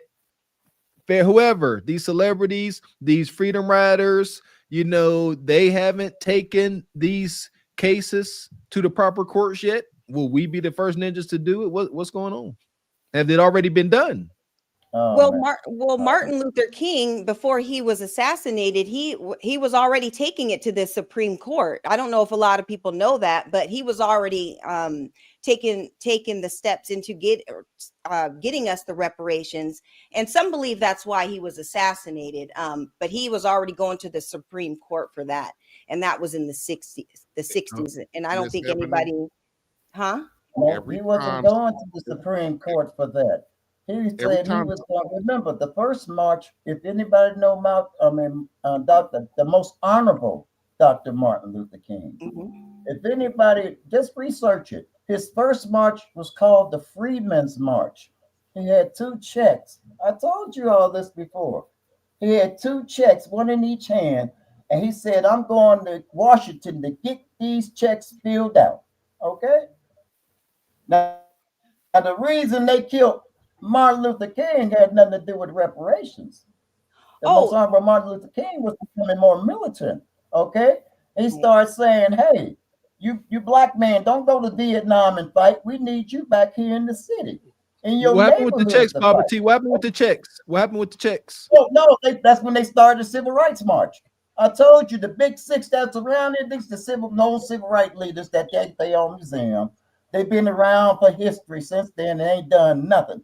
There's people just voting for them because that's who they are. So where the checks? So I'm trying to follow the trail. So MLK was going. The check stopped because they had influenced him to have this 63 March on Washington. They said they're going to include all the white folks and the Zionist community and everything. They tried to get my boy James Baldwin, the famous author, to speak, and James Baldwin said, "I don't have nothing to do with it." Malcolm X talked about him so bad that they took a bribe from the United States government to start their march, and that's in history. So, I mean, hey, man. So what? We got bribed out of reparations? No. I'm trying to follow. The Big 6 took a bribe to start the March on Washington in 1963.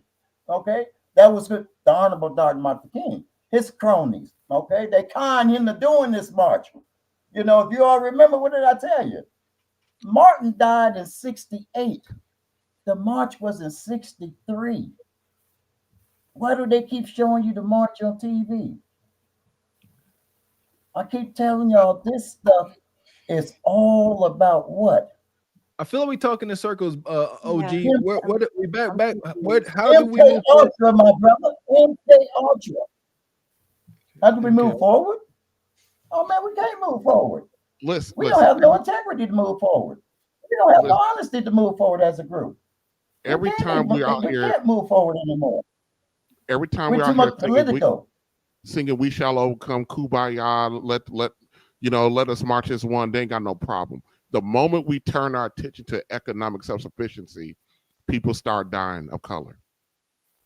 Martin Luther King, about a year before, was said, and there's actually I forgot who it is, but it's actually inside of the Lorraine Motel. You can read. I forgot who the diary was, but it was a private conversation that Malcolm was having with a group of his closest advisors, and he talked about that. He was talking about the civil rights movement and stuff like that, and he made the statement that he allegedly made the statement that he led his people into a burning building, and then what he started doing at that point which is what led him to Memphis. He started turning his attention to economic issues for Black families. He understood that there were more value in our development and freedom in economic self-sufficiency. And then when he started turning his attention to the economics, they killed him. He was killed. Every major so-called Black leader in this country, the moment they stepped on the third rail guard of economic self-sufficiency, that has to be destroyed. Tulsa is one of them. Rosewood's one of them. I mean, it's theory, because it's, a little conspiracy theory, but look at it. Look what follows these assassinations is usually somewhere around the messaging of economic self-sufficiency. Mm-hmm. Malcolm Martin, those guys, they were too powerful. Look at what they did. Look at how they infiltrated and dismantled the Black Panther Party. What were they about? Economic self-sufficiency. So we can't stop. See, this is what I'm taking from this is, we have tried in the past and we were deleted and our communities were burned to the ground every time we were making leeway. That is tough, understood. Glory to the ancestors. But here we are. We got to keep going. We got to keep trying. Here's my take on all of this. We cannot afford to say we're stuck. We can't move forward. We can't afford to say we're done. What's the steps forward? First, it starts at home. It starts at home. Creating a nuclear family, creating these powerful pockets of resistance via the nuclear family, and then moving forward, getting resources together and doing it again. Just like the daggone ants whose home get washed away in the storm. It sucks. Many casualties.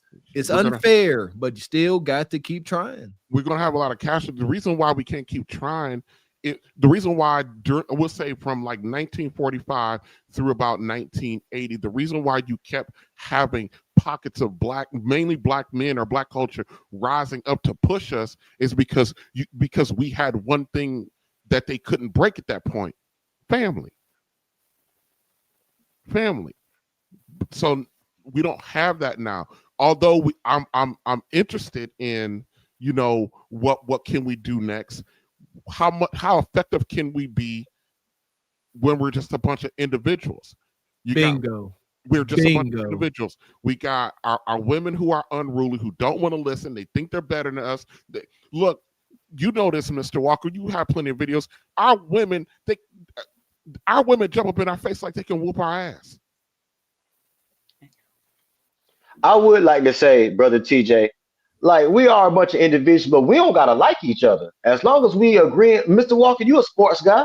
You played on a team. We don't gotta agree with each other. We don't gotta like each other for the most part. But as long as we have the same common goal, even enemies of each other will be friends for a joint venture to take down a mutual enemy. So men and women, we're always gonna have our disagreements.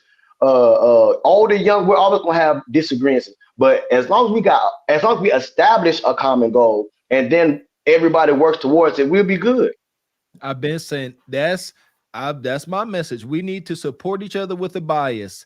Brother TJ, he makes pizza. I be seeing these videos.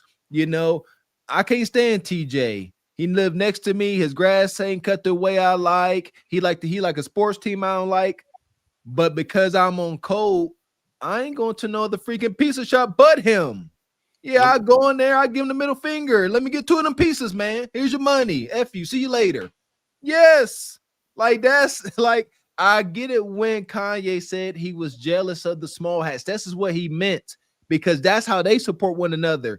They will curse each other to the moon. They near wish deletion on one another, but they be danged if they take their money outside of their community. Let me tell you something, Mr. Walker, that you mentioned this morning. I got off work this morning and I had to confront one of the Black girls in my department. I caught her in the damn parking lot because she snitched on me about something, to the manager. And when I say snitch, it was kind of like, not that I do anything wrong. She didn't like how I did something, you know what I mean?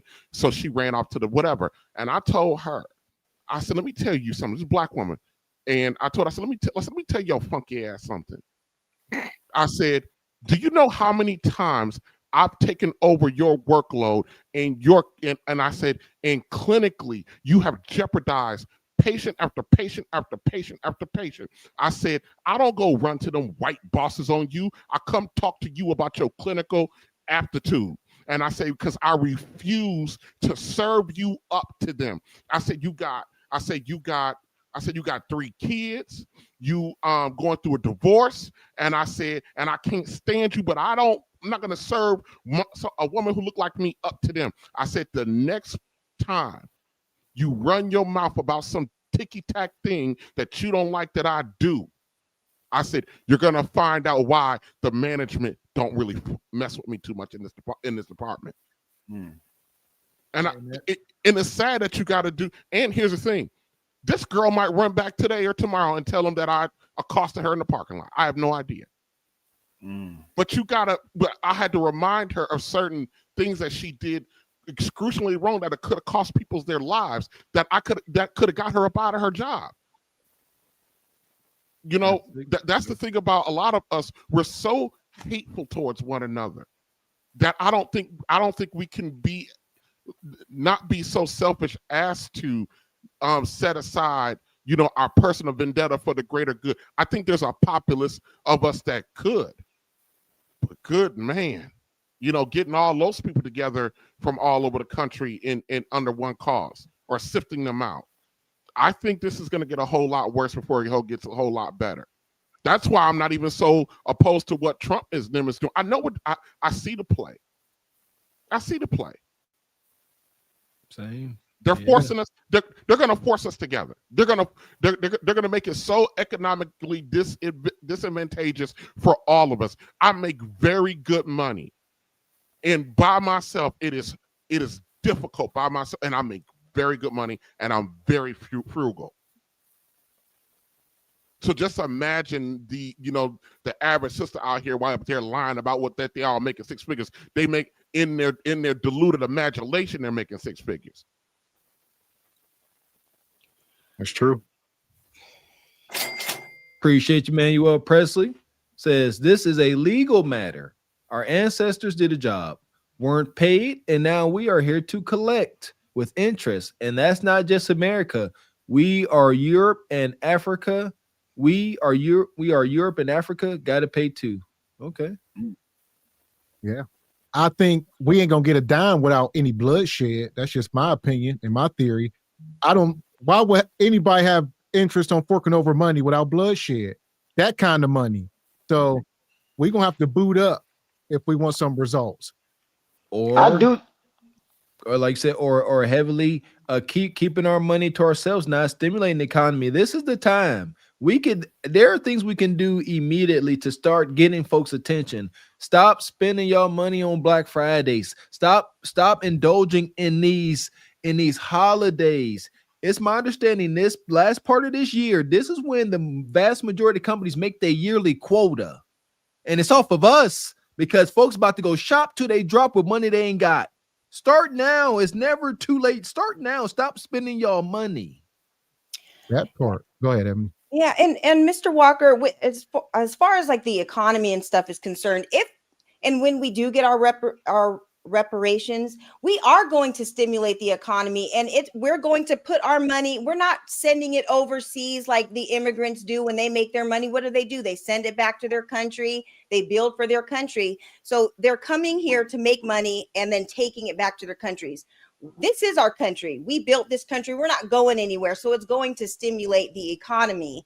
And as far as, us working together as a group, as long as everybody's on code, and I know we have a lot of work to do in regards to our relationships, but if we're talking about getting reparations and being on code with one another, yes, women, we have to be up under some instruction. That just is what it is. We need to do that in all areas of our life. So it doesn't stop with this. But as long as we can work together, we can get this done. Because you know what? We did it in the 60s. We got our freedom and all that when we worked together, when we were a family. I think it can be done. When we're talking about reparations and getting hundreds of thousands of dollars for our families, I think all that stuff is going to be put aside with the 6 figures and all that, because we're going to have the money. A lot of our issues is because of lack of resources. Once we have our resources, a lot of the problems that we have amongst one another and everything, I think will get cleared up. So that's just my opinion on it. Question: do y'all think the battle for reparations has any weight to it without the black nuclear family? Yes. Yeah. No, without Yeah. without the black nuclear family being, well, let me rephrase that question. Do you think it has weight into being active without the black nuclear family being fortified, being built back up? Strong Yeah. black What community being built back what up. what does the black family have to do with that person who had to sit there and get those lashes on his back? They gave him his lashes one at a time. It was one person. His But wife probably was in the outhouse.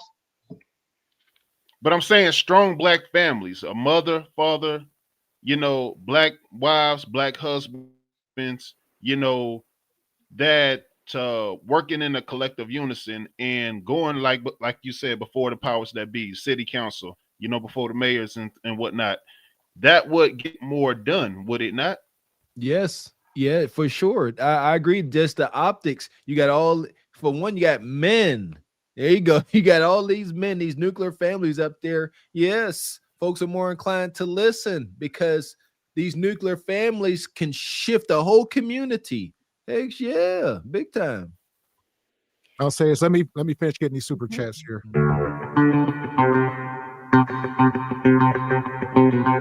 We appreciate you, Mr. Incredible. Says, what up, you Jive Ninjas? Panel and Truth Over Lies chat, just showing some love. I'll catch the replay. Good night. Replay gang strong.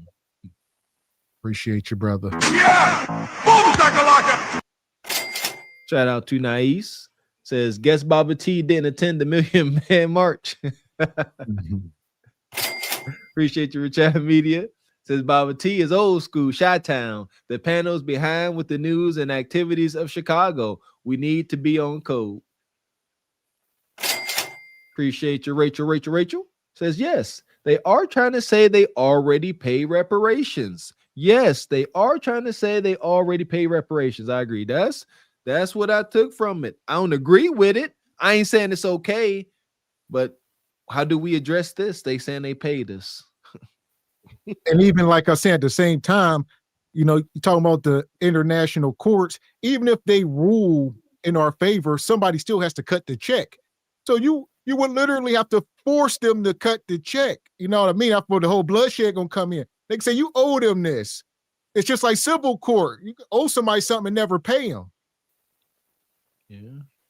My thing about that is, I definitely agree with you, brother Gavin. But my thing about that is, I don't see why they would have a problem with cashing the check, because they're gonna make the money is gonna. America's economy will be at a point we have never seen it at in history. Yeah, but then they won't necessarily be at the top. And again, they fear if we get the same resources they got, we're gonna do to them. That there's fear. They're like, we ain't gonna do it because y'all gonna do to us what we did to y'all. They're like, we're not gonna give it to y'all. I'm not saying we shouldn't pursue it. Just know what we up against. Yes, it ain't gonna be no talk. It ain't gonna be words and signatures ain't gonna get us no money. I promise you. Let me finish getting these. Go ahead. What you got?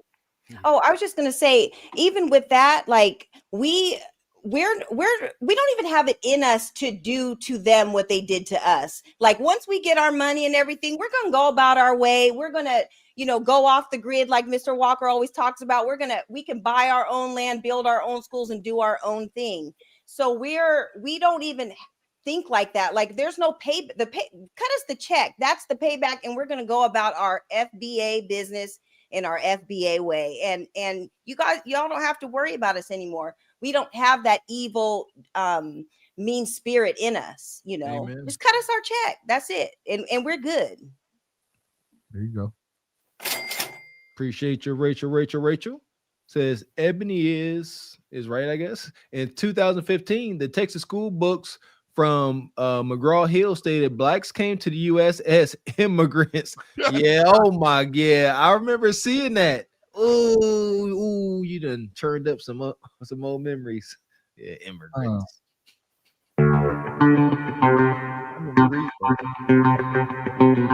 And shout out to Sister Raquel Rose. She come through with $20 in the Cash App. He says, "Happy Monday, brothers. Salute to the Truth Over Lies panel." Happy Monday, sister. Yeah, see you in the chat. Well, nice to have you up. Probably busy, but salute to you, sister. Appreciate you. Shout out to Uncle Beans. How you doing, brother? Says the melanated woman is God. Puerto Rican women are godly. He talking about cheeks. Lord. Appreciate you here for us, Reek. He says, I didn't know this until someone told me, but presidents have fiscal years just like corporations. I think it runs from October to October. What? Okay. So here we go. We're going to get back into it. Shout out to Sister Rachel coming through, sponsoring the show.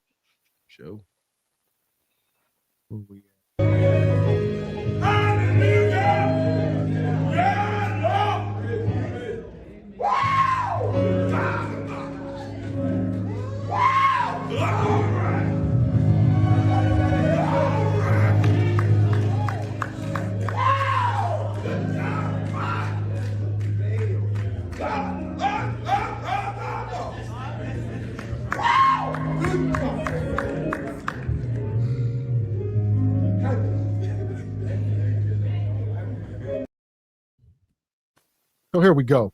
I'm going to try to set the stage back. I'm going to pull another video up. All right. Make sure y'all hit the like button. Kamala Harris and them were lying when they were talking about the 2026 project, 2025 project about Trump becoming a dictator, overtaking the free speech and using the military to come police states. So nigga, we thought he was lying when they present that plan. And he said it was fake news. That's the way it's martial law, right? Nigga, we went into martial law under the Patriots Act. That's why you're being surveillance at everything you do. So we already been under martial law, under the Patriots Act. That was under Bush. Nigga, this is the new world order.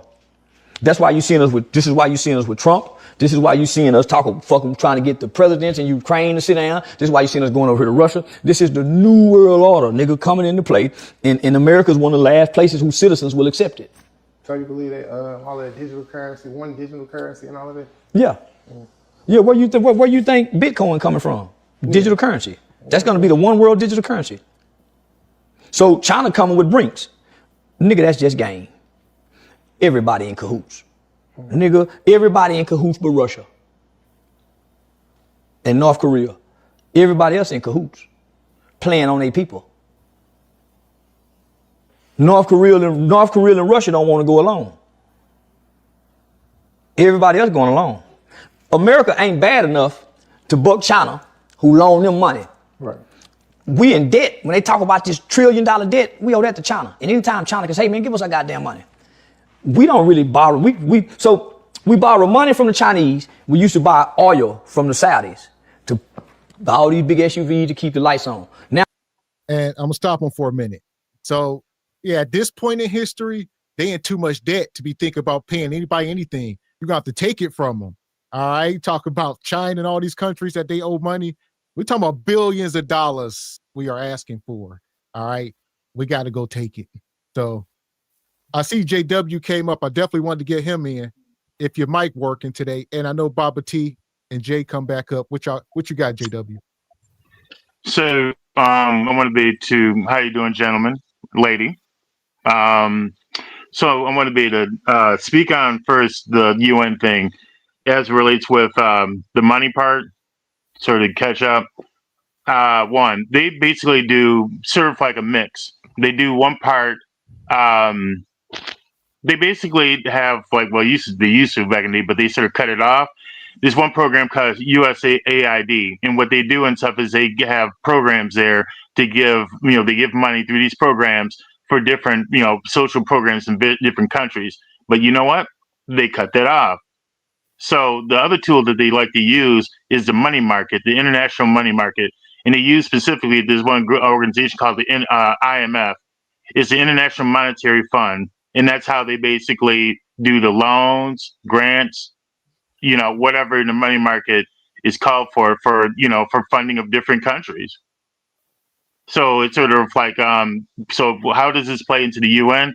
It plays into the UN because basically they now, China, Russia, and America are the charter members of the United Nations. So they play out this game like not checkers, but like chess, being it the international market, IMF, or the UN. So if the UN, if America wanted to be to leave the UN, they can because they started it. Because after World War II, that's when they started. That's when they developed the UN. Came from the League of Nations. So if America want to be to play, they can play. If they want to be to leave, they can be to leave. It's America's world. So now to what they're talking about, man, I'm losing my thought here. So what Brother Man's right, what Brother Man is saying and stuff like that. Yeah, it's a money game. And so the thing is, as soon as so they're trying to be able to essentially line up contracts like in Ukraine, for example. Honestly, I think they created that war just to do that. These big old transnational multinational corporations they want land. So guess what? You create a war. Land opened up. So they can get more money, get resources. That's all I got to say for this point. Okay. So I will get you in, Brother Jay. What's your take so far sitting back in the back? And I don't know if it's about, I mean, I know money is a tool that everything runs off of that, whatever, but I don't think it's even about money, because whenever somebody else somewhere else needs money, or wherever they need money, they just create it. It's all numbers now. It's not backed by anything. It's make believe. It's just it don't exist. I was fortunate, during my service when I was deployed in camp. It was a Camp Bahrain, Camp Buring, excuse me. And my LPO drove me past when we took over the base, just to see the bunker busters and all that stuff. I'm talking about football fields and football fields full of planes, jets, tanks, Hummers, football field links of stuff stacked, bumper to fender going down, all the way down. It's not about money. They got the money to do all of that. It's like a joke. I saw that. I'm like, this is before like smartphones and stuff. I'm like, I wish I could film this right now, because people back home would not believe this. And I'm like, what's all? He's like, all this stuff is decommissioned. It'll never be used. Fields, football, we're driving it through the desert and just looking out and just see it. I'm telling you, it's not about money. And to the point where I was listening earlier, just to go back a little bit, are we really willing to put our lives on the line to get what we want? That's my question. Because when it all boils down to it, ain't nobody gonna give us nothing. Now you fighting with somebody that they don't care about nothing. They look like us. They don't care about anything. So no matter how heartfelt we feel, how powerful, how strong we feel we are, we're not, man. We're not united. We can't even unite our families. For everybody to know, I'm in an interracial marriage. So that some people say I can't even be pro-black. So I'm having a whole different conversation with people. But when you want to unite us all together, it's not, we're not gonna get what we want until we have one agenda, like y'all was talking about. I think it was a tribe saying it. Yep. We gotta have one agenda. No matter, if I don't like you, we don't have the same background. One agenda. Until we have that, we're not gonna do nothing. Until the family unit, even if the family is a segmented family unit. You put me on child support, man, all this stuff. Yeah, but I got your back. Negro, I can't stand you, but I got your back. And then we also have to come out of the entertainment industry. I'm telling y'all, that's the only way it's going to happen. Billions of dollars annually. I forgot who I was talking to. They was talking about sports betting. How much revenue is generated annually for sports betting? $1 trillion or some craziness throughout all sports. But football, basketball is two big ones aside, soccer and stuff like that. But those two industries, man, if all of them just said, no, we're not playing, they got to do something. There's no way they could stop. They have to. That's too much money. And that's when I bring in idea the black boule, where my tin hat folks at, you know, because that's what it is. They're not gonna sit there. I try to put myself in that position. I done just made it out the hood. For me, ramen noodles, sleeping head to toe, and now you about to tell me not to go out here and play for these millions? I've been striving all my life. There you go. Back to your question. Are we willing to sacrifice or put our lives in danger for this cause? What you got to say, Ebony D? The fact that our ancestors already did it, I don't mind doing it. And I do think that as a whole, as a people, I think that we can come together and do this. It's just like being, we have family members. Sometimes we don't get along with all of our cousins or our aunties or uncles or whatever. But when Big Ma dies or when Pap dies, we all come together and we all try to figure it out. So when it comes to a bigger picture, I think we can all come together and make it happen. Will there be some people that won't be for it? That's fine. They can forward their check on over to the ones who are willing to die and fight for it. And that's just what it is. I for sure am willing to work with our brothers and work with our sisters in order to make this happen, because it's important and it needs to happen. And it's going to take a group of us. And I think collectively, enough of us are on code in order to make it happen. And the others will just have to fall in line or fall back. And that's just what it is. That's where we're at with it. So there is no, if we can or cannot do it. It's going to happen because enough of us are on code to do it. I think it's too much. I'm apologize. Go ahead. Go ahead, Troy. Oh, I was gonna say I had learned something the other day regarding the national debt. When it comes to international debts and the national debt, it's actually a good thing for America, as far as like that's what gets other countries to buy into America as far as bonds, because when the way the banking system works, the interest gets paid first.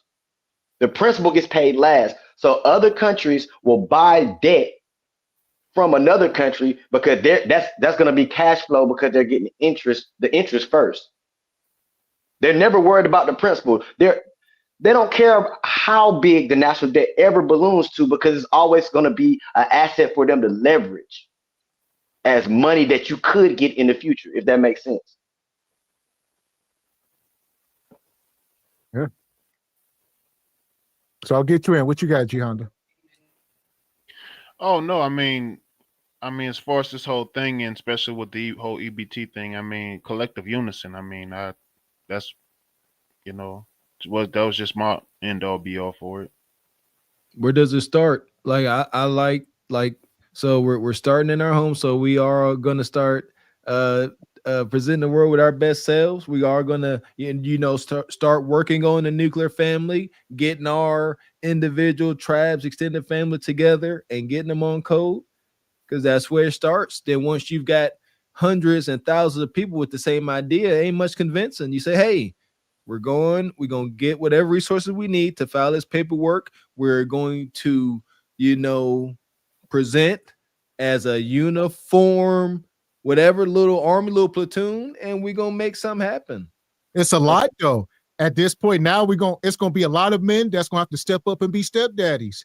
Somebody got to help Bonquisha raise them kids. That's part of the community. Shout out to Baba T. He said back in the day, they had no problem being a stepdad. Shout out to the movie, whatever y'all was telling us to watch. I forgot. But Claudine. Yeah.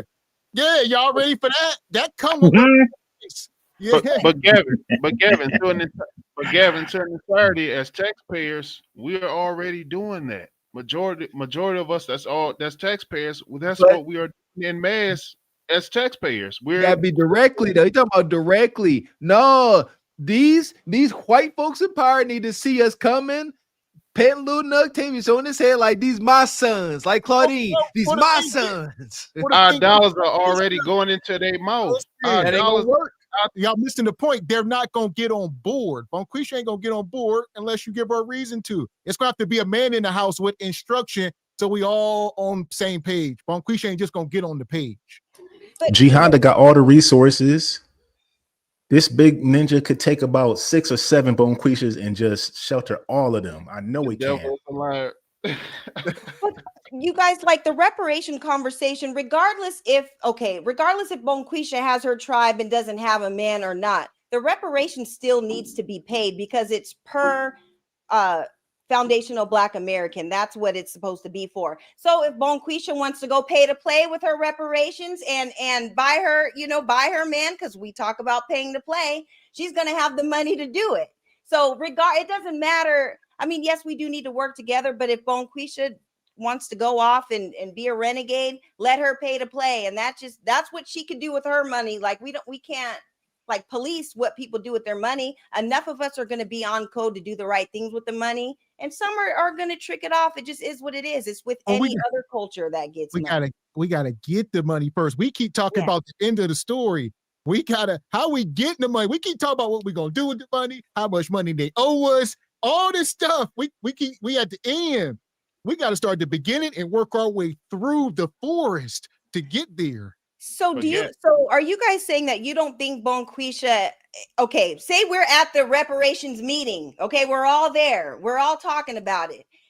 And somebody gets up there and says, this is what everybody's going to be on code Bonquisha, and you need to fall in line. You don't think that she's going to do it for the greater good of the people? Like, is that what you guys are saying? Absolutely not.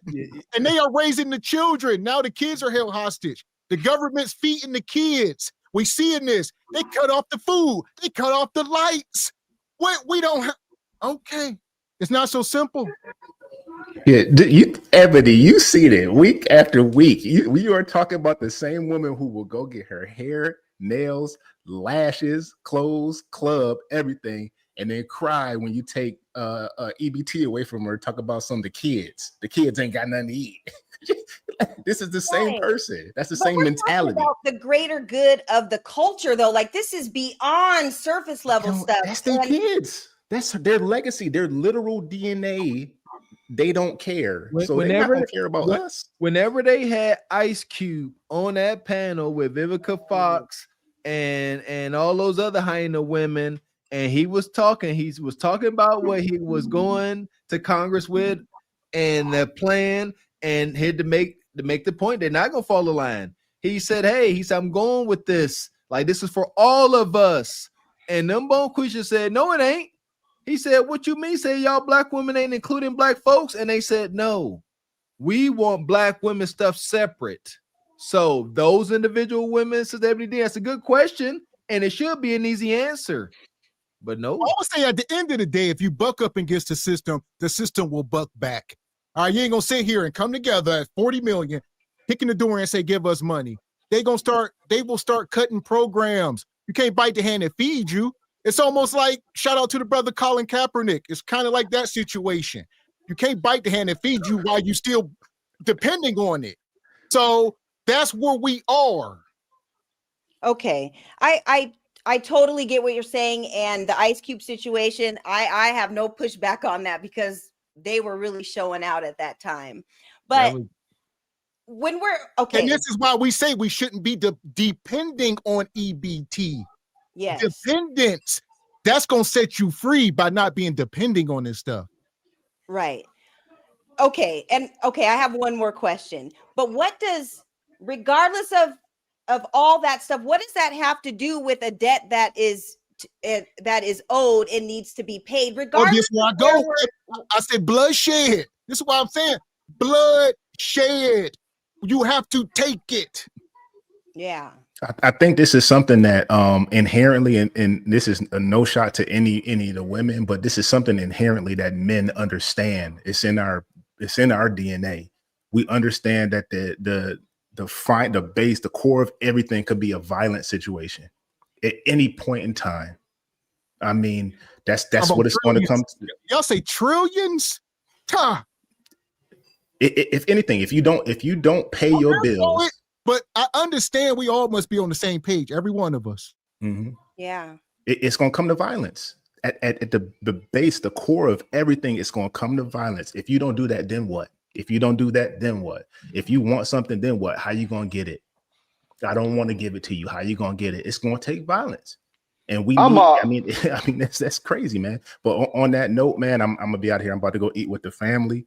I dropped a new playlist tonight. So everybody go ahead and listen to that. Great conversation, man. I wish I could stay, but my stomach is is yeah. Enjoy your meal, brother. Definitely gonna be checking out that playlist. I'm not willing to sacrifice right now. Oh, that's the other word I was gonna say. Sacrifice is the word that we should be using. It's gonna take a sacrifice from everybody. Everybody. Some of us gonna have to give up more for the people who are giving up less. Sacrifice. And I believe, you know, and I walk it like I talk it when talking about not indulging in these holidays, you know, sacrifice these creature comforts, man. You know what I mean? Like, I mean, resistance, there's different levels to resistance. I'm all for it. I'm about being defiant. I got a big old tattoo on my back that says defiance. That is me. But you have to embody it. You know what I mean? Don't feed these industry. The auto industry is wonky. Keep y'all cars. You know what I mean? Black Friday, all these shopping holidays.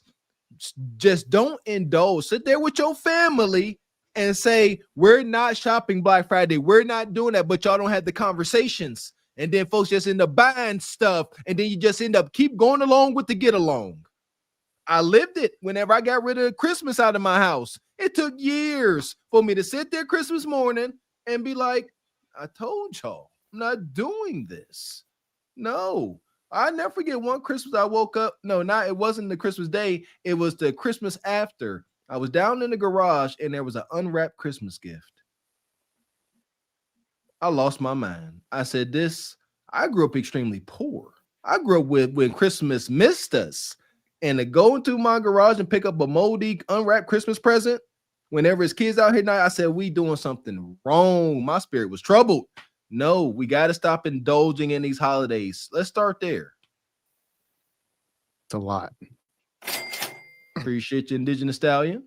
Says we first must stop using the term black. There's nothing black about us. And this is another obstacle. Like they won't give us reparations because we don't have a true race. We're not black. I don't know. It's a lot.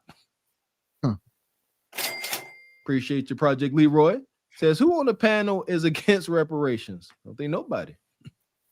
I think that's the wrong question. Who's prepared to die today for it?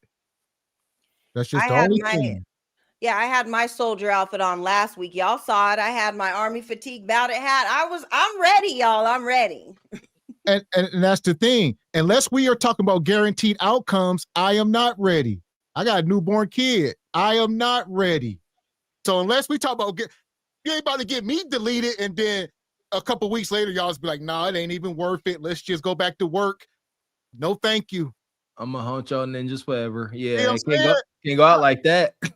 But what if it does pop off and you don't get deleted and things work out? So we can't go into the scarcity. If everybody is together, I'm with it. But you ain't about to put no battery in my back along with 10,000 people and send us somewhere.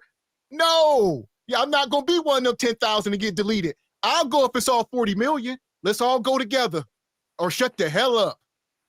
No, I definitely agree with you, Brother Gavin, because I think Charleston White mentioned how the ancestors used to fight for us so hard just for us to be where we are now. And that's a deflating feeling to know that people died in vain for us to still be down here more as ignorant as ever. So I definitely have to agree with you on that. I didn't march with the Black Panther Party in Houston. I didn't been involved in the Black militant community out here in Houston since I've been here, and I had to fall back away from that because, for one, we all didn't have the same common goal, which was weird because I thought we were fighting for Black power. For two, older people still. I was a little bit younger than them. The older people in the group were doing things that people younger than me usually would do. And for three, it's like, what are we doing this for? Like, what is the guaranteed outcome? We might die. We might shed some blood and we're going to shed some sweat and tears. But what is the outcome? What we're saying. So at the end of the day, it's a community effort. Unless these men are ready to start marrying these baby mamas, so we can present ourselves as a community, not as a separated group of all these people and all bastard kids and all this. No, come together. So we can't be sitting here focused on one thing when it's cart before the horse. It's totally cart before the horse. So we gotta get our whole community back in order from the top. Y'all need to listen to the men like Gavin X, Mr. Walker, Baba T's, the Tens of the world, all these men, G Honda, JW. But no, they watch this content. Y'all know what the hell y'all talking about. or the women got an issue with, single by choice channel. People come, we so damn separated. How we gonna get on the same page about any damn thing when everybody think they the chief? No Indians. Everybody in charge. Don't nobody want to listen? Can you imagine one of these ninjas taking instruction when bullets is flying? Huh. No, I can't, because I know how mature you have to be to take instruction. In order to lead, first you must know how to follow. That's something I learned, playing football. And it's true, you gotta have a humble spirit. But you're right, they not, and we're not there. Yes, we're not saying let's remain stagnant. We're not saying we can't do anything. No, raise your families. We are walking it like we talking it. Quit talking so much. Everybody, I'm clapping cheeks. I'm doing this, doing that. Go raise a damn family or shut the hell up. When we talk about reparations, this shit is serious. We ain't gonna be sitting here playing this way, but no, this is for real. No, everything is for real. So either you walking it like you talking it about everything or shut the hell up. I agree. I embody that, Mr. X. Yeah, you speak my language. If everything, see, there you go. The hypocrisy must perish with us. You know what I mean? We can't be up here on this panel talking like this, and then I go out in public and I'm delivering a different message, or I'm living a different message. You know what I mean? I'm not supporting Black families. That's not right. Yeah, shout out to the sister. Forget her name here. She ain't been up here in a while, but we only buy our hair products from her. Ever since we came across this sister, my wife only orders our stuff from her. We got to start somewhere. Hanging with Courtney. Even if it's little small steps, like patronizing a black company. Just you got to start. Make collective unison great again in the Black community. Appreciate you, Brother Richard. Says Ebony Dean, a revolution will leave some people behind. Those who understand the mission will be on board and step over those who are not on code. That's true, yeah. Appreciate you, Richard Media. Says step over those who are not on code. Yes, sir. Appreciate you, Richard, coming through.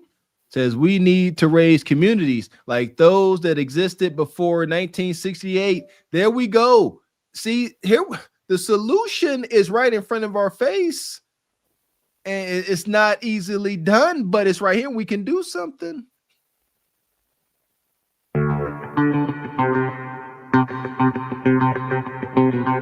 We appreciate you, Brother Matt, coming through with the 20 balls. Says, let's go. We tried, man. Yeah! Hey, shout out to Baba T in the Cash App. Says, give me the floor, gentlemen. It's all yours. What you got, Baba T? Wow, I hear a lot of good stuff. But when you talk about, listen, you all got this stuff all twisted. Okay, who started this wretchedness? The men did. Okay, do you all remember BET at the dark? Huh? Yeah. Where's on BET at the dark, man? They got women half naked playing, rap, the music, what you hear now, wasn't even played on regular air. It was by pirate, radio stations and stuff, right? So that stuff started creeping in. The men started that. They didn't start that. And now we calling out the sisters, man, bro. You say she masculine, but you're talking to her masculine. And you say the men getting in. Well, a lot of these sisters raise these little sassy boys. Okay? So they don't know nothing. Look at how many guys are around you brothers' age that don't know nothing. Think about that. They playing crazy music around the kids, pants hanging down. You know what I'm saying? So one of the things I could just make a suggestion is that as you're going through your travels, right? And then you're home, don't play all that violent music and stuff. Okay, this stuff is very spiritual. It fits in your spirit because if you keep hearing it, you're going to act on it. Amen, Baba T. I mean, man, this thing is MK Ultra. It's mind control. And if you continue to listen to those certain, like people say, Trump bad, Trump bad, Trump bad, Trump bad. all over the place. You're going to say, well, Trump is responsible for this.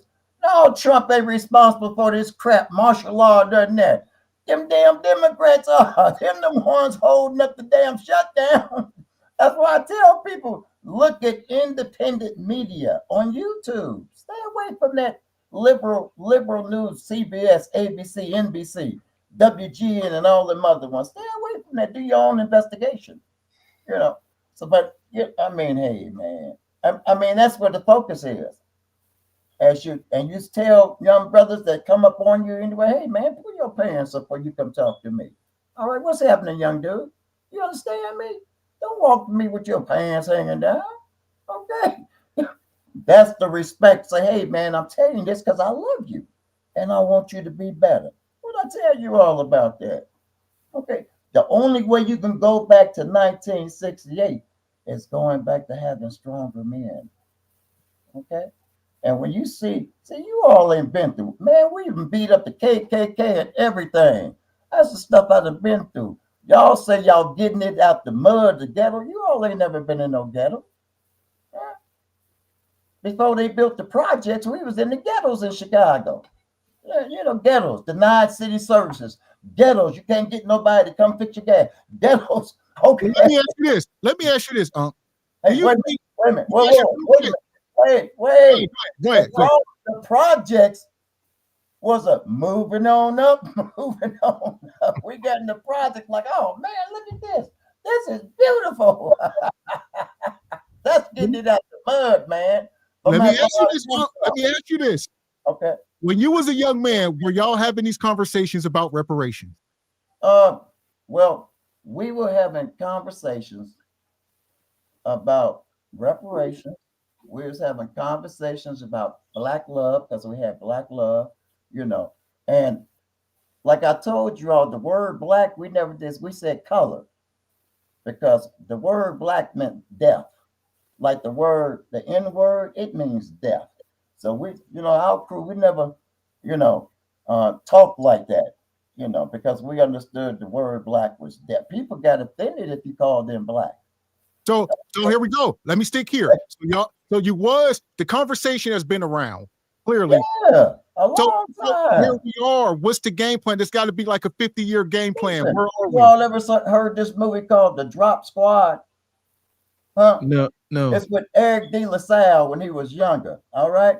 Now this movie, they went around pulling up Black folks, right? Melanated people, right? Putting them in vans and everything. Then they take them to the secret location, right? And they put these helmets on them, right? And they got this big old screen. They're reprogramming the mind. So you have to try to reprogram the mind out here. You got TikTok, you got, man, it's so much crazy stuff. The TV. You know, we used to tell our kids, hey, it's Adam and Eve, not Steve and Adam. Now, because this is not our lifestyle. European lifestyle, they've been doing this crap for who knows how long. You know, Solomon and Gomorrah, that was white folks. Okay. But we let it infiltrate within us and say, hey, I got no problem with it. Well, that's stopping us from having babies. That's the problem right there. They done got y'all mind control. It's bad enough. We done lost 25 million to this racist Margaret. She's of the eugenics program to wipe out Black folks. And now we got this in our community to stop our birth control. See? And you all keep talking about what the white man gonna do. You know how many Black folks in the military? And we start talking about something. What? You just spoke on eugenics. Why was eugenics successful? Why was Planned Parenthood successful? How was that even? Because they invaded our communities, just like you seen Planned Parenthood at the DNC. How did baby deletion invade our communities? How was that even because appealing? We allowed them to come into schools. We allowed them to talk to the teenagers, okay, while they in the school, making their decisions to have this done. Man, Planned Parenthood is scandalous, baby. All right, hold on. Before we keep moving the goal line all over. So you ask me. I ain't listen. No. I ain't blaming you or nothing. Listen, I'm just saying. We've been talking about, you said y'all were having all these conversations, even about love and marriage and all the stuff we're talking about. Yeah. And things are getting increasingly worse, but we've been talking about it forever. You know why? Because we got completely weak as we got on. We got comfortable in America. We thought we were citizens. If we were citizens, we wouldn't have this problem. We wouldn't have police brutality. Well, here we go. 72. This is why people say the baby boomers dropped the ball. Y'all gotta take some responsibility. How y'all say we dropped the ball? Did you read up on what baby boomers did? Nope. Other than from the 20s, we was the first one to haze and scare Whitey. Okay. Granted. Whitey was scared, baby. Whitey ain't been scared yet. Okay, we scared Whitey, baby, back in the 60s, man. Listen, I'll see this. Not everybody. Not everybody. Let's just keep it like this. Not everybody. Y'all could have got reparations. Y'all was together. Y'all could have did it. You know I dropped this history on you. You guys like you got amnesia. What's wrong with you? I said the civil rights movement. Okay. The Honorable Martin Luther King said he going up with a blank check. All right. The civil rights movement stopped all of that. Okay. But listen, so what did we con ourselves? That's where I keep getting stuck. No, hold it. Hold it. No, hold it. Let me finish. All right, don't stop me from throwing it back on you. I said the reason why the most honorable Martin Luther King said he think he led his people into a burning building. You know why?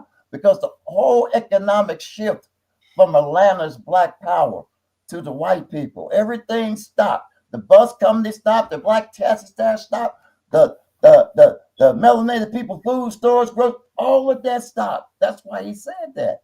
Okay. I mean, how old are you, Unc? I'm 68. I'll be 69 next year. Okay, so you caught in between. That's not your generation quite, right? You generation. It is, but ain't you was out here when you was. I'm talking about your adult years. We talking about the 70s and 80s. We talking about the 80s, Unc, when you was able to do things, not when you was a kid. Listen, my 80s, I told you, I came out my mama's belly not liking white folks. Okay, I ain't never liked pink people because I always knew they were dangerous. You know, I can get along with all people, but I know where my antennas rise up. So it was a few of us, a lot of us were like that, man. But, you know, like I said, when we start taking religion and all this stuff, man, our minds are warped, you know. And we talked about that, religion versus spirituality. But it was just a small group. As we become older in this country, somehow we rounded out on religion even more. I ain't never seen so many evil people coming out of church and walking around. I said, man, what kind of religion they on? I don't want none of that. Hey, they invite me to no church. Oh, no, I don't want that spirit around me. You understand me? So we become more, even the elders, man. I mean, it's crazy. You know, and we see, and listen, man, I didn't have no upbringing growing up like I had some manners and shit. Man, please, I had to learn a lot of shit on my own. I didn't have no father. Hell, all my friends had fathers. How you think I felt being called a bastard every goddamn day? All day long going outside, man. It ain't like y'all. Hell, I was unique. So I would say this. I would say this is not a shot at you personally. It's just your generation of men. I just told you what happened. When you got more involved with Jesus, they had messed up, man. They didn't forget the struggle is still going on. They think the struggle ain't going on. As you see now, the struggle still exists, right? I think what happened is like at the end of this, I tell this story all the time. Well, it's not really a story, this philosophy all the time, or this hypothesis all the time. At the end of the 60s, after they killed Martin Luther King, the civil rights movement kind of fizzled out. And then what do we go into? We transitioned to the age of disco. In the 70s, they gave us blaxploitation. They allowed Asians into our community to have gas stations and Korean stores and stuff. And also during that same time period with blaxploitation, disco era, what also happened? The rise of gang members or Los Angeles gangs and Chicago gangs. The CIA infiltrated those gangs to make those gangs continue deadly wars against each other. So at that point, by the mid to late 70s, with the drugs, the gangs, and everything like that, the fight was diverted from against the system to against each other, and that's when they finally coerced us to fight each other instead of fighting against the power. Here we go. I did something right quick. Give me a second, OG. I asked AI, how can African Americans get reparations? All right, this is what artificial intelligence told me. Have y'all anybody ever Googled this? It says Black people can get reparations. For one, I say African Americans, and it said Black people. Black people can get reparations through various means, depending on the specific plan being considered, as there is no single nationwide system for reparations yet. Current proposals vary widely, but generally involve establishing eligibility criteria. See what I'm saying? They like, how are y'all eligible? Who are y'all? We say we Black. They say, no, you ain't. Try again. Go ahead, Ebony Dean. Well, we've already kind of established that it's if you are foundational to this country. So if you can tie your lineage back to, I believe it's the late 1800s, just going back in history with you have to have all your paperwork in order. You can't just be like, I'm Black and whatever. Let's be real specific. What type of paperwork? Okay, so you need to if you can prove that your family was here during the late Project Leader, you can help me with this, the late 1800s. I know I can trace my family back to the mid 1800s because we have records. We're not like some immigrants who come here and they don't have any paperwork. Everything was documented. We were considered property. So I can look at the slave records. I did this about a year ago and saw my family's names on slave records in Virginia and all that. It's all you have to do is search it. Go on your ancestry and all that. Look up your family trees. Talk to your elders about it. But everything is documented. I already have my paperwork already in a folder, everything stapled and paper clipped together. As soon as they're ready to cut the check, I have my paperwork in order. There we go. All of our stuff is documented. I like that. That sounds good. A birth certificate one cut it, a Detroit birth certificate. Hey, I was born here. You see the shade of my skin. But I guess, like you said, they want to know that your parents and grandparents were here, not that it should be easy done with just all birth that is certificate. documented. All of it's documented. You have to search it.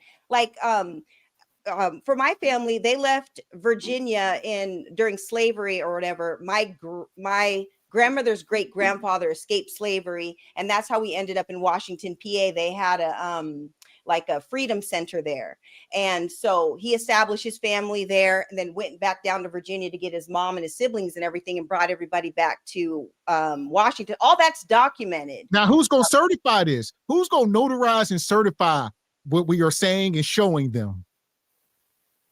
That part I don't know, but if you have your paperwork in order and everything is legit, because the slave records, all that was legal documentation. So it's census reports.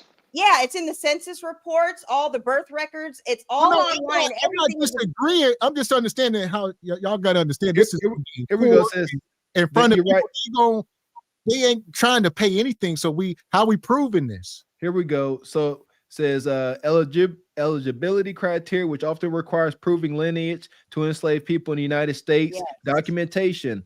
This is often done by tracing ancestry through official records like birth certificates and census records, like you said, Sister Ebony Dean. Some proposals suggest tracing back to a specific census, like the 1870 census to qualify. Yes. This is information they telling us. So we must be able to track our United States lineage back to 1870. And there you go. Thank you, Gam and Auntie, for not telling us anything about the damn thing. All of that word of mouth, history passed down, Sister Ebony Dean. This is where we start to hit a roadblock. Like, I don't like where do we? It's a lot easier than you think. All you have to do is if it starts with a search. So if you know who your people are, you can even ask if ask your grandparents, ask, okay, well, what was your grandfather's name? And you just start Googling. A lot of them were enlisted in the wars and stuff. All of it's documented. So our people were in wars. That was documented. All that is. So Gavin, I know I see you smiling and everything. I don't know where the reparation office is that we take this to, but I think it's this. That's why I asked Baba T a minute ago. Where y'all talking about this, people have been talking about this stuff for decades, if not over a century. At some point, it has to be more than talk. It got to be bloodshed. And then people said there's been bloodshed. Not our blood. I want y'all to understand what I'm saying. We on YouTube, so I can only say so much, but y'all must understand what it's going to take. And here we go. Here's another thing. Types of reparations: financial payments, direct cash deposits. All right. Educational and housing assistance is also considered reparations. Scholarships for higher education, down payments for homes, assistance with home remodeling, and community-based programs. Investments in communities improve educational, housing, and infrastructure. And here we go. Other forms. These can also include land grants, access to new industries like cannabis industries, and social services. So this is like, I don't even know where to start again, because it's like, are they already indirectly trying to say they're giving us reparations? Would it? I'm not saying we should stop. I'm not that person. All I'm saying, I'm not trying to find ways out. I'm trying to find obstacles we may have to overcome. You see, that's the only reason why I'm asking these questions, because I'm here for it. I've been down for it. I just want to know, how do we make some leeway and how much blood got to be shed? Well, the problem with the grants and okay, we can give you the the housing and all that. Well, okay, say we don't get any money, which y'all are going to have to cut that check, because the reason why grants and all that stuff is not going to work is because say they give you a voucher to build your house over here. They are going to have their people as the ones who are building the home. So the money's going to go back to them and it's not going to stay in-house. Write me my check so I can pick who builds my house and pick who builds my school and where my son goes to school and all that. Cut the check, because if we go off with these grants, the money's just going to be spent where they want us to spend the money, and that defeats the whole purpose. Cut the check. We can build our own everything, and we don't have to rely on you anymore. That's why the grants won't work. I agree. Oh yeah, true that. I got a few ideas on it. What you got? So the thing, the I would say step one. So if you're going to be talking, so it's the issue of being, to be to have it set, to have this money set aside, you have to you have to have institutions. Chinatown, Koreatown, Mexican Town. You know what they all have in common? They all have institutions that are accepted by the society. That's why they have the power. When you are organized in an institutions and stuff like that are, I guess you could say, quote unquote, friendly with the rest of society as whole, you can maintain. That's why their communities are sectioned off, because they went through a lot of trouble to be able to have the inputs into the society as a whole to be able to maintain their culture. You have to also have your institutions within your culture. You have to, that's how Jewishes have been successful, all these centuries, because they have certain things within their own culture to maintain their culture. And that's why they can have influence essentially have influence no matter where they go, because first they lock it down within their own, first and foremost. Then you can be able to, you can reach out to other people. But if you ain't going to be taking yourself seriously as far as having institutions, participating, number two, to invest within your people, and also invest in within other, within the society, larger society as a whole, at your own discretion, you can be number two. Yep, you can be taken seriously. Because if you do not be to, have structure within your own, it's hard for anybody to take you seriously. Well, That's brother why Jay, go ahead. I was gonna say, like, the difference between us and the Koreans in Chinatown is that they have a nationality. So they have national representation within their communities. So we don't have a black identity. So that will be one of the first steps we would have to establish, like brother Mr. Walker was saying and Gavin X was saying, like, what are we? We have to establish if we're black, we're African American, colored, Negro. We have to all agree to come under one banner, and then we can move forward because we don't have a nationality like Koreans or Chinese people. Well, the thing is that but the thing is, we have 400 years of identity and stuff. So it's an issue and stuff of, well, I'm with you on that, bro, and stuff. But you have to be able to, even if she's Bonquisha all the way to CEO, we have to be sort of like like the Wakandans. You know what I'm saying? The Wakandans are Africans. That no matter, even on a certain level, even Killmonger, they sort of respected him. They didn't like him. They didn't care for him. He was, total, douche. But yeah, but at the end of the day, he was still a Wakandan. No Killmonger slander. Here's my thing. I just recently heard the FBA term, and that makes more sense. Foundational Black Americans, because, like I said, African American. I'm not convinced. I come from Africa. Just not convinced. I'm convinced that my people were here. When I searched my soul, none of my ancestors on nobody's ship.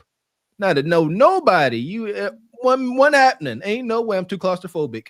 So I like that foundational Black American. Can we roll with that? Does that make sense? Is there any conflict with that term?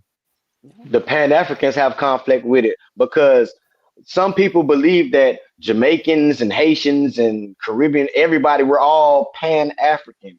But for our sake, we're foundational Black Americans. Like you were saying, I'm from South Carolina. My family were native people to this land.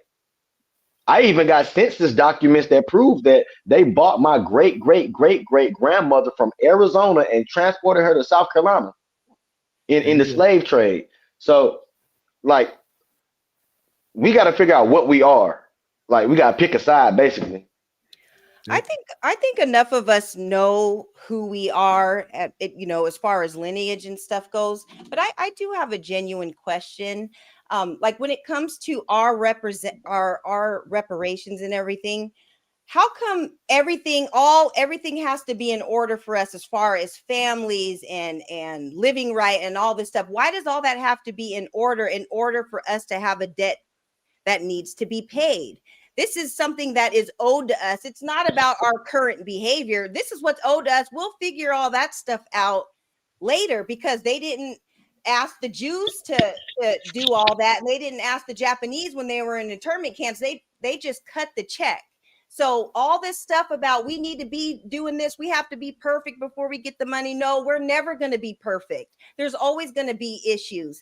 And the ones who are going to get up there and fight for the cause will, and the ones that don't. Because there were not all Black people were for desegregation. Some were comfortable just living on the plantation and being amongst the white people and didn't really care about it. Others fought. And that's where we are today. So you can stand up or you can sit back, but it's going to happen regardless. And we don't have to have everything in order.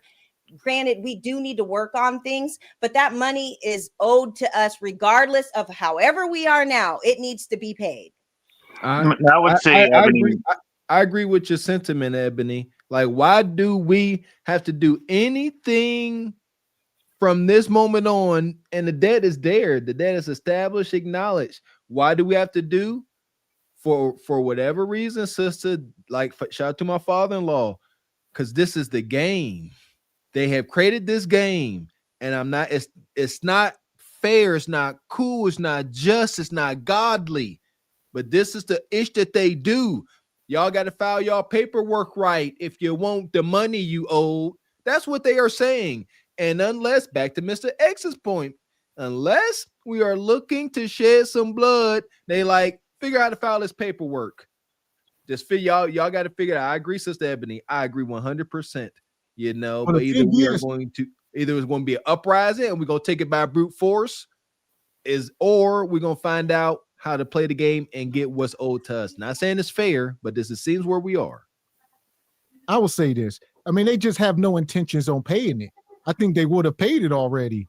You know what I mean? They ain't just gonna keep letting inflation and the price of everything go up and then decide. They understand the economy and they forecasted stuff. They would have did it back in the 60s if they had, or the 30s or whenever, if they had real intentions. They have zero intentions on forking over a dime. That's why you must take it. They have zero intentions. That's why. There you go, Mr. X. They don't want to give us a daggone thing. However, if y'all keep pushing the envelope, this is how I think they think. Y'all keep pushing the envelope, y'all go through these processes, and y'all back us into a corner, and y'all show us y'all go through all this hard work. And here's the thing, too, Ebony Dean, like you said, we're all not gonna get on the same page. That's part of their plan as well. Mm-hmm. They're like, we laid out how y'all get your rep. Well, let's say in the court of law, if we are representing ourselves as African American, then they can get a group of 10 billion other people said, no, we black. Now we got a contradiction. In the court of law, if we trying to stand on one thing as a people, but they can get your sister to go against you and say she black, and you say you African American, and y'all came out the same damn house. But the name, you can call yourself whatever you want to call yourself. It's about lineage. So you got to have that paperwork in order. Call yourself African American, whatever. The name doesn't matter. It's the lineage that matters, and it's what you can prove that matters. And that's it. Okay. What really matters in South, but I want to say this: what really matters is land and people. As long as you are on a piece of land, you have rights. And if you're not on if you're on somebody else's land, you still have rights. Now the question becomes really an issue of how many rights do you got? And the thing is that if you're on somebody else's land, guess what? Your rights are going to diminish because it's simple fact that if you're on, so what gives me an example of, well, sure, they're even doing it still now. But the thing is, but that's me back in the day, what they used to do and stuff is, say, for example, like after war, especially after war, Civil War, a lot of the landowners died because they're white males. White males went off to war and whatnot. Some of that land went to black people. So the KKK would swoop in there and take that land. Because if it wasn't written down, and of course we didn't really have, we were less than a human, what difference did it make? So so if you're Caribbean or whatever the case may be, it depends on the land. They didn't just simply get the name just because they got the land, because they got their name because of what they did, and because they wanted to stand 10 toes down on what they believe. So if I can be able to convince you and stuff like that, I'm African American, I'm African, or whatever the case be, whatever name that it is, based on land and whatnot, guess what? I can be like Koreatown and all that, because the land is a reflection of the culture and the people who are in it. Because for those people, look at all the different empires that existed and failed because the people weren't taken care of, the land wasn't taken care of. Rome fell apart because of that. It's not they had the power, they had money, they had influence, but the problem is they didn't take care of the people, not on the local level, and that's why it failed. And that's why worst come to worst, even America will fail if they don't take care of the people. Okay, as far as how many people are landowners? Landowners. And, I got a mortgage because it's like the poison is the proof was I forgot the lingo or whatever it's called, but the words, man, laws by words definitions, right? They say you a landowner, right? You don't pay your taxes on your land. What happens to it? They take it. So do you own that land then? Because Not if you own something, somebody can't take it from you. We're land borrowers. Nobody's a landowner. That's wild. Nobody owns that land. Before you get a title to a land, that land was your family's. That land, no matter what, that piece of paper, go to any family member, like Brother JW said. Sometimes it will go to the slave that was just left. But KKK or whoever else comes in, You don't know what you're talking about. Let me get that piece of paper. Oh, just sign this right here.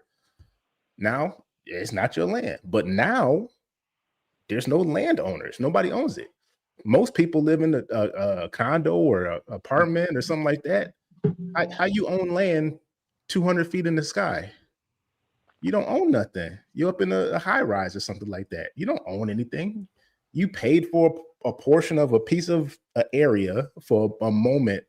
As soon as you pass, the banks get it right back again.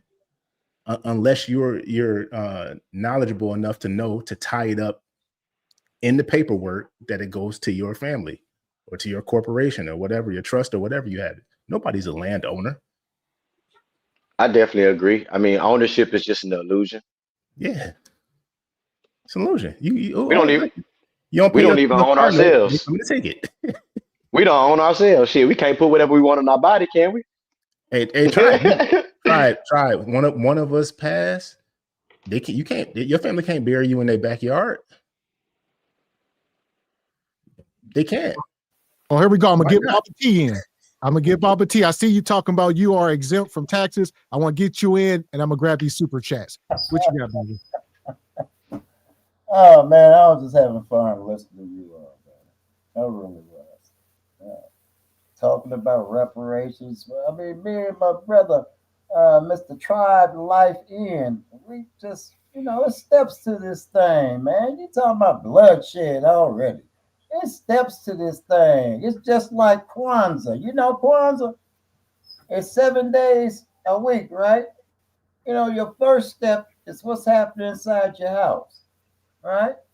How your kids doing, what you looking at on TV, you reading them books about who they are. That's everywhere. Sit down and let them understand who they are. You're not calling your kids guys. You're being specific on who they are, like we used to. Little boy, little girl, hey, you kids, get over here. White folks always call their people guys. That's why they've been confused all this time. The girls don't know what's up. What happened if we just said, hey, you girls, come here? Think about that, man. That ain't our thing. We always specified who we are. It comes down to value system. Every ethnic group has a value system. We used to have one. That's why I say you beautiful melanated people, because we beautiful people, aren't we? If we weren't so beautiful, people wouldn't be running over us. We'd become docile. Our system, man, we done lost all of that. Okay? Our value system is listen, our value system used to be when you come outside your house, you're representing your people. Okay? Now we done flipped our value system over. We look like Europeans. Dusty gym shoes, hair uncombed, just ragged clothes. Don't the teenage boys of that other side always look like that? So there we are looking like that with a skateboard like them. I said, look at this mess. So our mentality is so infiltrated by another value system. I told you, man, MK Ultra. We don't even know it's hitting us. And we're being stripped from it daily. Material things daily. And we don't, all my stuff I buy directly from China. My gym shoes cost $20. The same as they've given them to you for $140, same shoe. Okay, I get my stuff from China, Thailand. Hey, man, I don't $20 for a pew pew. You wildin'. Listen, I told you, man, I had 3 pairs of clothing. School clothes, church clothes, and play clothes. That was it, man. We all lived out of one drawer for each kid. But the value system, man. I got a dude that stay 2 doors from me. This cat is 6'4", he weigh about 280. And I mean, man, this cat is such a punk, man. I be telling him, get your punk ass inside your house, man. Get your scared ass. You talking about somebody gonna shoot me and I'm sitting in my chair. Man, get your punk ass in the house. I don't want you around me. And you going to church every Sunday. That church tell you to fight back. I told you it was over 600 slavery votes. And then you lost the Bible. You feel me? You be talking to code on what's your direct? So what you saying? Folks should put the Bible down. I'm trying to read between your lines. What you saying? Talking straight up, man. All right. Okay. What did I just say? So slavery, folks, they were utilizing what was in the Bible. Okay. Thought it's what they supposed to do as a people, man. All right. We had sisters too up in there with us. But now, you see, religion isn't working for us. This religion, man, if you're dealing with something for so long and it ain't working for you, I always say you need to find something different. If it ain't working for you, you going in the church for 30 years and you still come out mean, you need to find something different. You're supposed to be joyful you getting up in the morning, man. Amen. I agree with that part. Because that's the spirit, man.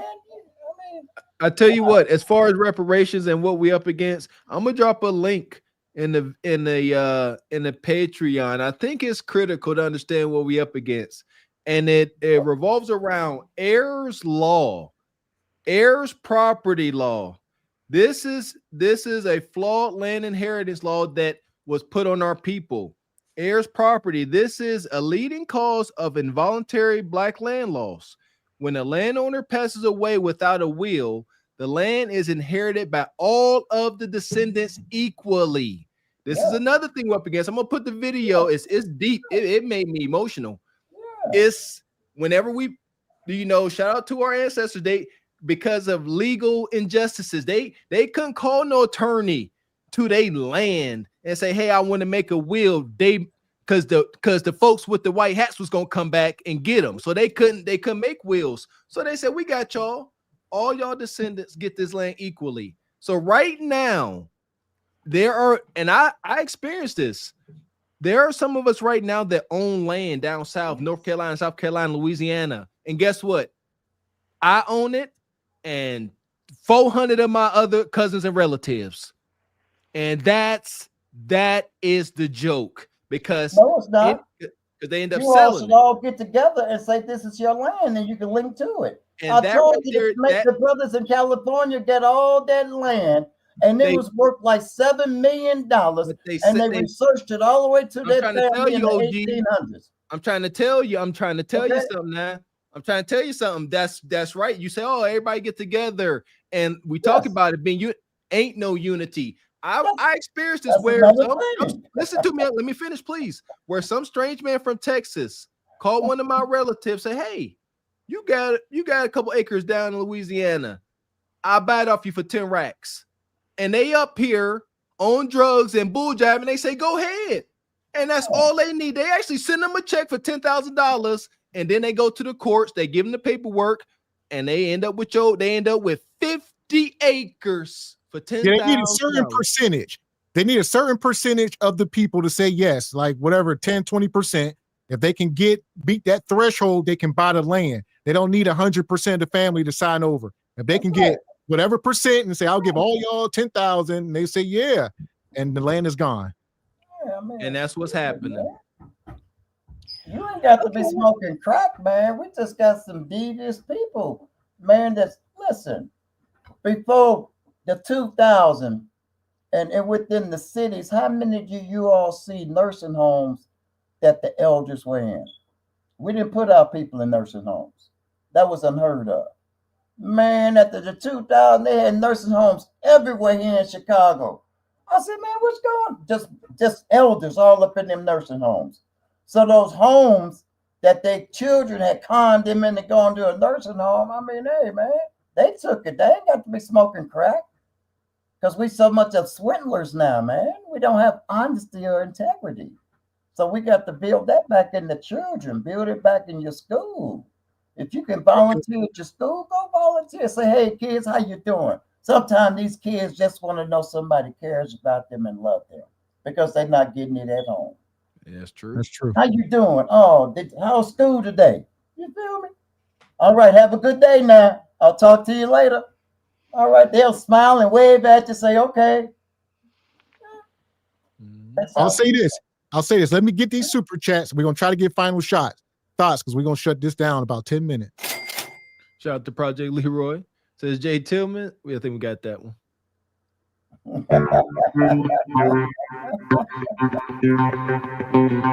Shout out to Project Leroy. Come back through. Appreciate you. Says Kim J took me some extra time for showing his contempt for us getting reparations in the chat. Huh? Says Baba T, what does the value system have to do with us asking for reparations? We are asking for reparations, not the value system. Has a lot to do with it. Okay. Shout out to you. Do you value your people? Money. You value how they live? Or we'd be still in the same mess with reparations. What? You ain't gonna listen. I told you that movie, The Drop Squad, grab everybody and reprogram them. That's the only way we're gonna have reparations. That's gonna work out for us. Got to reprogram. There we go. Yeah. Shout out to Richard Media. Says, my opinion, and only my opinion, get our black women away from the pulpit pimps, aka the church, get away from the political party alignment, and build our own political movement. That sounds awesome. Shout out to Uncle Tall. Appreciate you. Says SBC should sponsor stream. Baba T and HQ going on a date. They will make a cute couple. Ooh. I ain't even going to. I'm leaving it alone.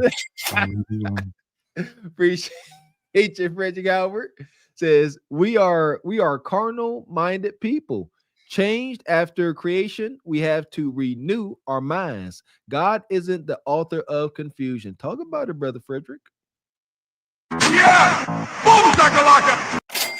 Appreciate you, Rachel. Says just drop the link. A bond mark on Wall Street was built by buying and selling of slaves. There you go. Appreciate you, sister. And Rachel, with that too, Black Friday, that is the day after Thanksgiving that they sold the slaves. So we already don't need to be participating in Black Friday because they were selling us. We were the original Black Friday. Amen. That's why that stuff, Sister Ebony Dean, as soon as I see that, not engaging, I refuse. Appreciate you, Project Leroy, coming through this evening. Says the proof is the freedman's lineage in the 1800s. Freedman's lineage. Okay. Appreciate you, Richai. Says you need to be able to trace your family history and records to pre-reconstruction. And there you go. And my thing is, how many of these examples do we need? Can it be one person? Can it be a dozen? Or you need a 250,000 files for us to consider. These just wondering.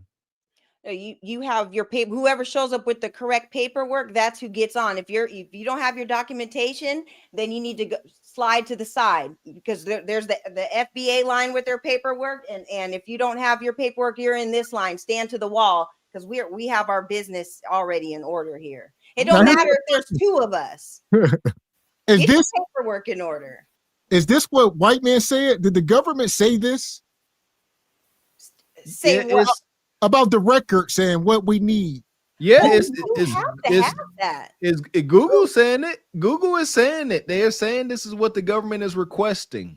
And if we can, well, I'm sure there has been people that has been able to prove it. So, and that's there you go, Mr. X. So can we get it individually? Or folks, this is what I think. If it's true, people are getting their paperwork together. Are they going to the right place, filing, getting their bread, and they're like, oh, I'm good. I got my reparations and ain't telling nobody?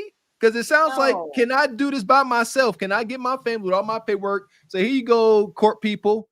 Give me my bread. And they look it over and say, okay, you qualify. And then you want bread. We don't know what we owe you specifically. So where we at now? It's per person. So, Mr. Walker, I don't know how many people are in your household, but let's just say there's 5 or 6. So if you can prove all 6 people in the household have all their paperwork in order, then you can in fact go when the laws are passed and everything with your 6 member household paperwork and go and get your reparations for What's the number? What are we asking for? Well, I believe it's $20 trillion, and I believe it's like 100,000 or 200,000 per person. Project Leroy, you can help me on that number. Now, here's so the thing per now, person. Now, what if your spouse? It's not per family. What if I'm FBA and now my wife is Jamaican? Now, So you would only qualify for your FBA part, but your kids will qualify because they are still 50% FBA. So okay, Your see, wife will be the only one. She'll just be off to the side off to the sideline. But you gotta be at least 50% FBA. yes, one parent has to be foundational in order for you to qualify. okay, we getting somewhere. This is all news. This is news to me. Okay. Okay. Yeah, I don't know. I'm learning. Here we go. Appreciate you, Ebony, for real. Yeah. 250,000. There we go. We get somewhere. We got to get our paperwork in order. That's where we starting. We got to read and get our paperwork in order. Okay, I can start there. And with those kind of numbers, Nug Nug is going to fall in line with Bonquisha because they already got 10 kids, combined. So all that money coming together, they're going to make some shit. You see that? Now look at Mr. X. Listen, this goes back to my original question. Why would the government be inclined to do it? Why would they be inclined, even if there's a court that says they have to? Why would they do it these the same people that enslaved us? Why would they do it? But why would they be inclined to give us our civil rights, and take us out of segregation? Well, some people say they haven't do that either. Some people say they really haven't, right? Well, I mean, technically, you're right about that, but they didn't want to give us any freedoms. We had to fight for it. So no, they're not going to want to hand us anything. We got to fight for it. So they didn't want to give us that back then. And who wants to come up off of some money and who wants to admit guilt? They know that what happened was wrong. They know that they're guilty for it, but they don't want to pay. And that's some BS. No, you need to pay. So here's the thing. We're going to need a black man in charge, which we had for 8 years. But I think we're going to need a black man in charge. What? But Obama, I think our best chance was with Obama. No. Hey, Mr. Gavin, I think Trump has the charisma and personality to do it and say he's the greatest president ever. I gave blacks reparations. Trump would take that to the grave as the greatest president ever. I think Trump would do it. It was me. Only I could do it. It was me. No one else could do it. I gave you blacks your money. He would be a legend.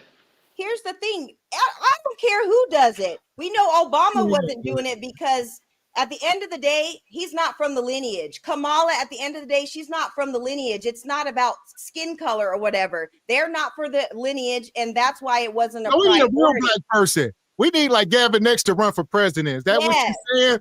Do I need to do this for the culture? Do I got to run for president to get all my people 250,000? I'll do it. Just let me know. I'm gonna need at least 100,000 of y'all to sign the petition, and I'm gonna get myself in order, and I'm gonna run for president. Yeah, that's what. You ready to die, nigga? Yeah, all that. I'm gonna put it on. I'm here for y'all. I'm about to sacrifice. I'm gonna do it. And at the end of the day, we don't care who signs the bill. Just sign it and get it done. Like, I don't care if it's Trump. I don't care if it's Biden, whoever. Just sign the deal. But Obama wasn't the person for that because he's not from the lineage. He was never going to do that. Like the dude said, he's born in Africa, but really it's Hawaii or whatever. But yeah, he's not from the lineage. So that makes sense. He don't have a shared interest. He ain't got so much skin in the game. I feel you on that, BD. Yeah. Whatever party does do it, though, they're going to have the black vote for the next 50 years. The Democrats better take notes because they down. The Democrats better take notes. Whoever passed reparations or at least flirt with the idea, they got the black vote for the next 50 years.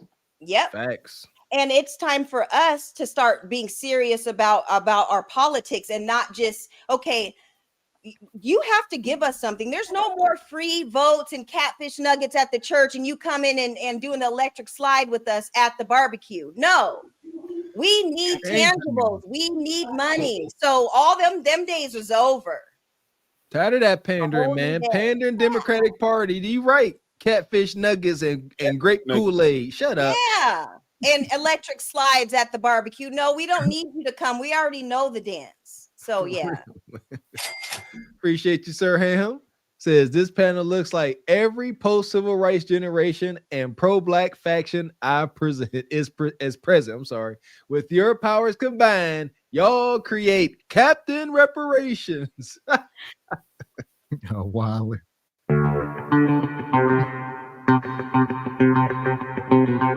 Appreciate you, Uncle Tall. He says, I have a very unique last name. The only clue I got was someone told me there was a reunion going on with my last name on a big banner in downtown Chicago. I walked over there and it was all white folks. I kept on walking. Okay. That's wicked. For real. Appreciate you, Manuel. All my distant cousins on my DNA test come back white. It's wild. Shout out to Manuel Presley. Says reparations aren't for individuals. It's for the community, and currently we don't have one. Is this another obstacle? Will they say this? Will they say I can't give one person? Where your community ninja? Huh? It's for the individual because the individuals were suffered. Okay, so we can come to with the community afterwards. This is for my ancestors and your ancestors. So we're all individuals when it comes to this. We can figure that community and all that family stuff out. Cut the check first. Ebony want that check. Y'all got my attention. I'm going to pursue this. I'm going to do my due diligence. Do the reading I gotta do. Me and my wife gonna work on. I know she listening. Yeah, her intent already up, and we gonna see where this goes. I'm gonna post my progress. I'm gonna walk it like I talk it and see. I'm gonna see where I end up. You muted, Mr. X. I told y'all I'm running for president. Don't y'all fear. Everybody relax. Give me some time. Get my affairs in order. Can I get three? Can I get three? Oh, you still got supers. Shout out to Uncle Tall. Says Baba T, change that smoke alarm battery. Respectfully. I heard it. Shout out to Rachel. Appreciate your sister. Says Ebony facts. And New Year Day during slavery was when slaves were sold a lot, like a big holiday sale. Stop indulging in holidays. This is where you cripple. They will make. Do you not understand how that's gonna hit every news? They'll be like, hey, Bob, Black Friday, Thanksgiving, Christmas, Easter, Valentine's Day, all of them. Like there's no melanated shoppers. They will fold, but y'all can't because y'all got to put on for folks. Stop. Well, here's the thing. Who's the messenger? That's where it starts. If the messenger is Gavin X and Mr. Walker, Bonquisha gonna tell us to go to hell. But if the messenger is Meg the Stallion and Glorilla, then we gonna tell them to go to hell. So who gonna tell all these black folks to stop shopping and everybody gonna listen to them? I'll listen to Meg. I'll listen to Glorilla. I'll listen to Lil Kim say stop shopping. Oh, as long as the message is righteous, I guess I'm they gonna be righteous. They gonna be twerking and eating chicken while they telling you to do it. Well, I'm saying it's always gonna be some nonsense behind it. Yeah, and maybe not everybody is going to fall in line, but enough of us will, which is why, like this is another fact, but on Christmas Eve, that's when a lot of the slaves escaped because the slave owners were out traveling to different plantations to visit their other family members. So we are starting to celebrate Areta Sese. We talked about this on Saturday, where we teach our families about how our families escaped. Not all of us stayed in bondage. We dipped out. We were living in the dismal swamp and escaping to the free cities and everything. So that's something that we need to be celebrating, is how we got up off that plantation and figured it out. Amen. That's what we should celebrate. Yeah. Can I get three things off real quick? Yes, sir. Last one. Hold on real quick. Okay. Appreciate you making better decisions. Says, I listened to a podcast called Mo Facts and Adam Curry, where they spoke on various topics, and it started with the conversation about reparations. Okay. Appreciate you, brother. So there we go. Real quick, Brother Jay, because we about to get up out of here. Okay. I'll make it quick. One, I'm a trauma medic by training. So my mind kind of works different. I deal in black and white, life and death. So not once did anybody on here ever hear me say that I was against reparations. I deal with the facts. Sometimes it's not going to be easy to get what we want. So just put that on the record. I never said I was against reparation. I just said it ain't going to be easy because we're not going to be on the same page. Two, if you time me out, you got to time Mr. Walker and Gavin X out too, because they were saying the same stuff I was saying. And 3, why don't you go ahead, save them super chats, get you a mic and a camera, and come up on the panel and hit the link. Yeah, Project Leroy. Project Leroy. There you go. So there you go. And we was not, I don't know exactly what Jay said. I don't disagree with the whole reparations thing. My thing is how we gonna do it. We gotta have a plan. I'm not just emotional. I have no emotional attachment to it. If it's something logical, you know, my thing is there's gonna be bloodshed. That's the only way my brain can process somebody handing black people trillions of dollars. Only way. Literally what I said.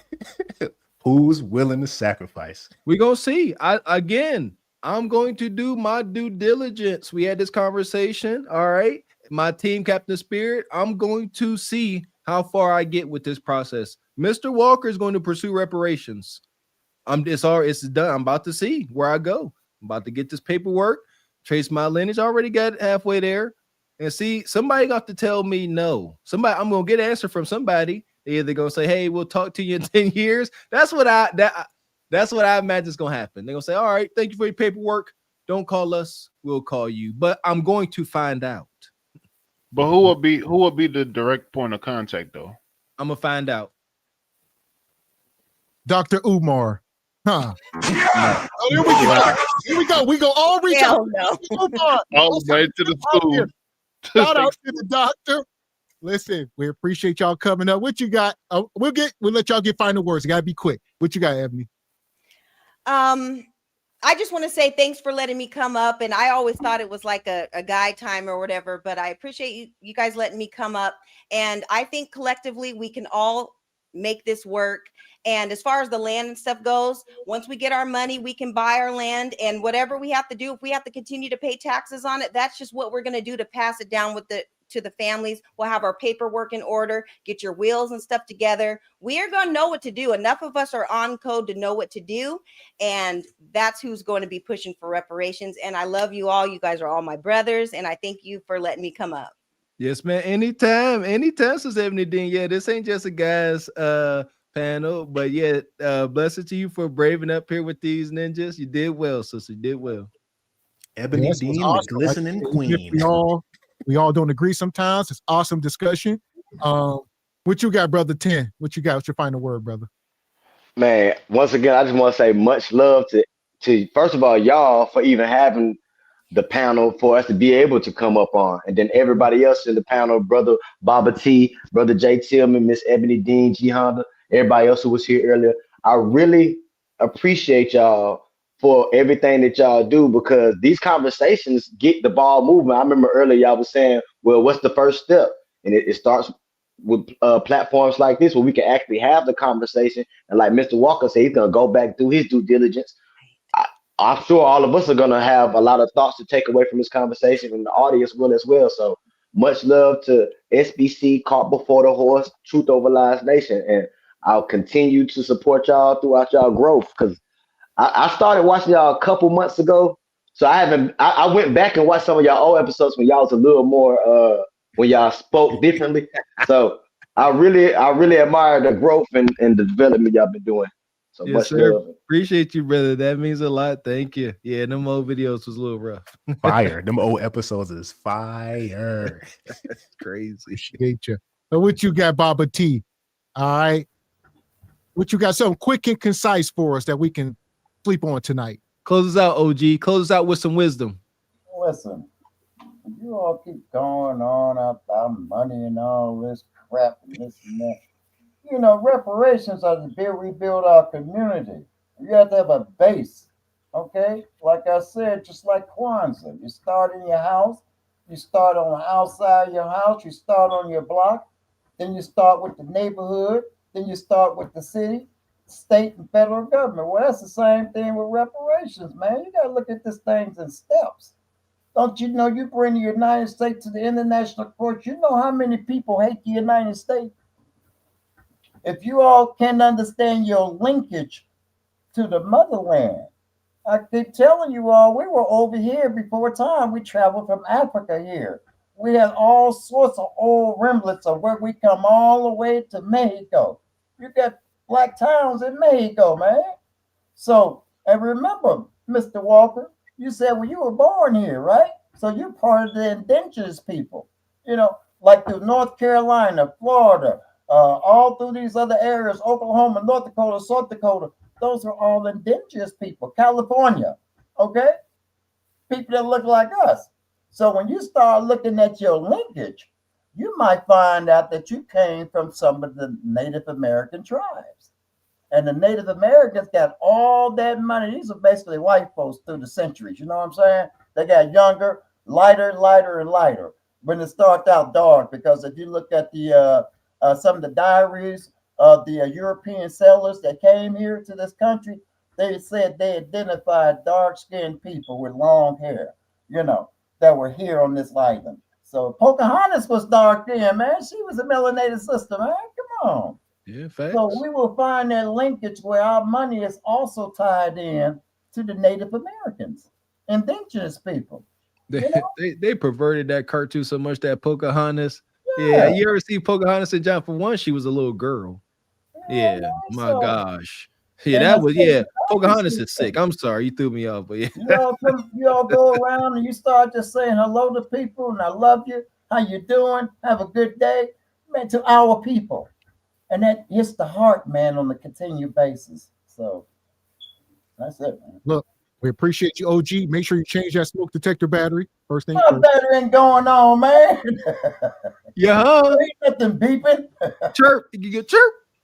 Yes, sir. Hey, I'm sure. Yes, sir. Yeah. Nonetheless. Smoke detector right here. You ain't beeping. Something beeping. I heard something. Nonetheless, all right, maybe it ain't. Maybe we wrong. Maybe everybody wrong. Yeah. I just got 3 questions. Where you get it from? How much it costs? And can I smoke it? Yeah, we wrong. There we go. Now, what you got, G Honda? You got 10 seconds, brothers, before we leave. The infamous G Honda. Nah, salute to the chat, man. Salute to the panel, man. You know, salute to Willie Walker having better words for word of the day because they've been trifling. But nah, dope topic, man. Dope topic, man. You know, with the whole reparations thing, man. I just think that that along with a lot of stuff that's because if you go on your city sites or your state sites, they got this thing where like you can unclaim property, unclaim cash, and a lot of people got stuff in ownership that like lingering out there that's just waiting to be grabbed from the state and the city. And like, you know, that's just something that just came back into my mind as y'all was staying with the whole land ownership thing. So, you know, definitely something to look into, man, and definitely something that raised my antenna also. But nah, salute to y'all, man. Salute to y'all, man. Gavin X Willie Walker, man. You know, the whole space, you know, and yeah, man, appreciate y'all, man. Yeah, I got some land down there in Louisiana, G Honda. I need you to go reclaim it for me. No, you don't. No, you don't. No, you I don't. do Shreveport. I swear. The Beaners. I'm looking up. Not in 318. No, you don't. Don't be hating. Man, you don't. Pittsburgh don't even claim you, man. Stop. That's true. I'm an orphan child. Nobody claim SBC claim me. There you go. There you go. Congratulations. Appreciate you making better decisions. Says reparations is a debt that is owed.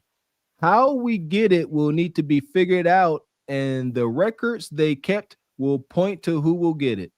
See, that's what we acknowledge. How we get it will need to be figured out. It sucks that we have to figure out to get what's owed to us acknowledged, but we got to figure it out. The Viking conqueror holding it. He said, "Y'all got to be quicker than that. We got to get it."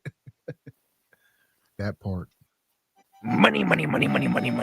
Appreciate you, good brother. Cutie old one says, "My jive turkeys, keep them talking." Appreciate you, brother. Well, listen, this was a crazy show. Like you said, this was day 33. We made it through. We'll be back up here tomorrow for Single by Choices for more madness. Tomorrow's Single by Choices and the finale to Word of the Day. Will G Honda finally get some kudakata, or will he be left with his own demise and a half-empty bottle of lotion? Trifling. Hey, y'all gotta realize Willie Walker failed English like 3 times, so he just revising his English terminology. So That's I'm not great. true. I'm great. I'm helping you with your terminology of words, Willie Walker. You can thank me. I'm gonna help you. I excelled in literature. I failed accounting three times. This I too failed is accounting false. 3 times. I failed accounting 3 times. That's your ammo. It's accounting. All right, there. Accounting. Where's your accountability? Non-existent. Listen, shout out to Baba T back in the Cash App. He says, let's not forget about the Willie Lynch letters. What the, I agree. What's that got to do with He said he was fake though. He wasn't even a real person. Willie Lynch? What, Baba T? Oh, you didn't know Willie Lynch? And he got together with a bunch of slave owners and taught them how to treat their slaves. Yeah, I seen that. I seen that. What you know about Reverend Cole Conk? OG, Reverend Cole Conk. Okay. You know, and Willie Lynch was a slave home. They took him to the Caribbean from the United States, and they taught all the slave holders how. You all don't know about the Willie Lynch letter? I do. He's not a real person. No. Well, listen here. They say it isn't, and it is. But if you look at the letter, you look at our conditions. What do you think? I know who is real. Reverend Cole Conk. Y'all don't want to talk about the Reverend Cole Conk. Do you know him? Yeah. What's the story behind him? Now that a lot of people don't know. What's the story behind Reverend Cole Conk? Right In quick. 5 words or less, because we getting out of here. Yeah. Very quick. About 5. If you can't do it in 5 words, we'll do it on Wednesday. If you back Wednesday, Okay, I'll do it on Wednesday. Because I'll give you a whole line. Shout out to Project Leroy. Say for Baba T, smoke detector, 9-volt battery fun. There you go. Appreciate you. We're getting up out of here. We appreciate y'all coming up. Shout out to all the sponsors, Baba T. Shout out to George. George come through with a Cash App. He says that reparations is already spent. Is in Ebony's mind. Yes, it is. No, it's not. I mean, I know what I'm not going to do is trick it off. I'm going to do the right things with the money. So if that's spent, then yes, it is, because I'm going to do the right thing. Yeah, well spent. Invested. I would say invested. There you go. Yeah, mine gone. It's gone. Yeah, land. That is the journey hasn't changed. I need that land, baby. I'm on my knees, my land. Yeah, absolutely. Well, listen, like I said, we'll be back Wednesday for the finale. Wednesday will be day 35, and we got a big festivities going on for that day, so y'all don't want to miss it. Gonna be madness. Be there, be square. G Honda, you ain't got to come, but everybody else, be there, be square. I'm pretty sure I'm busy. Appreciate y'all. Also, like I said, shout out to all the sponsors, Baba T, Raquel Rose, Brother Tall. Tall is the big sponsor.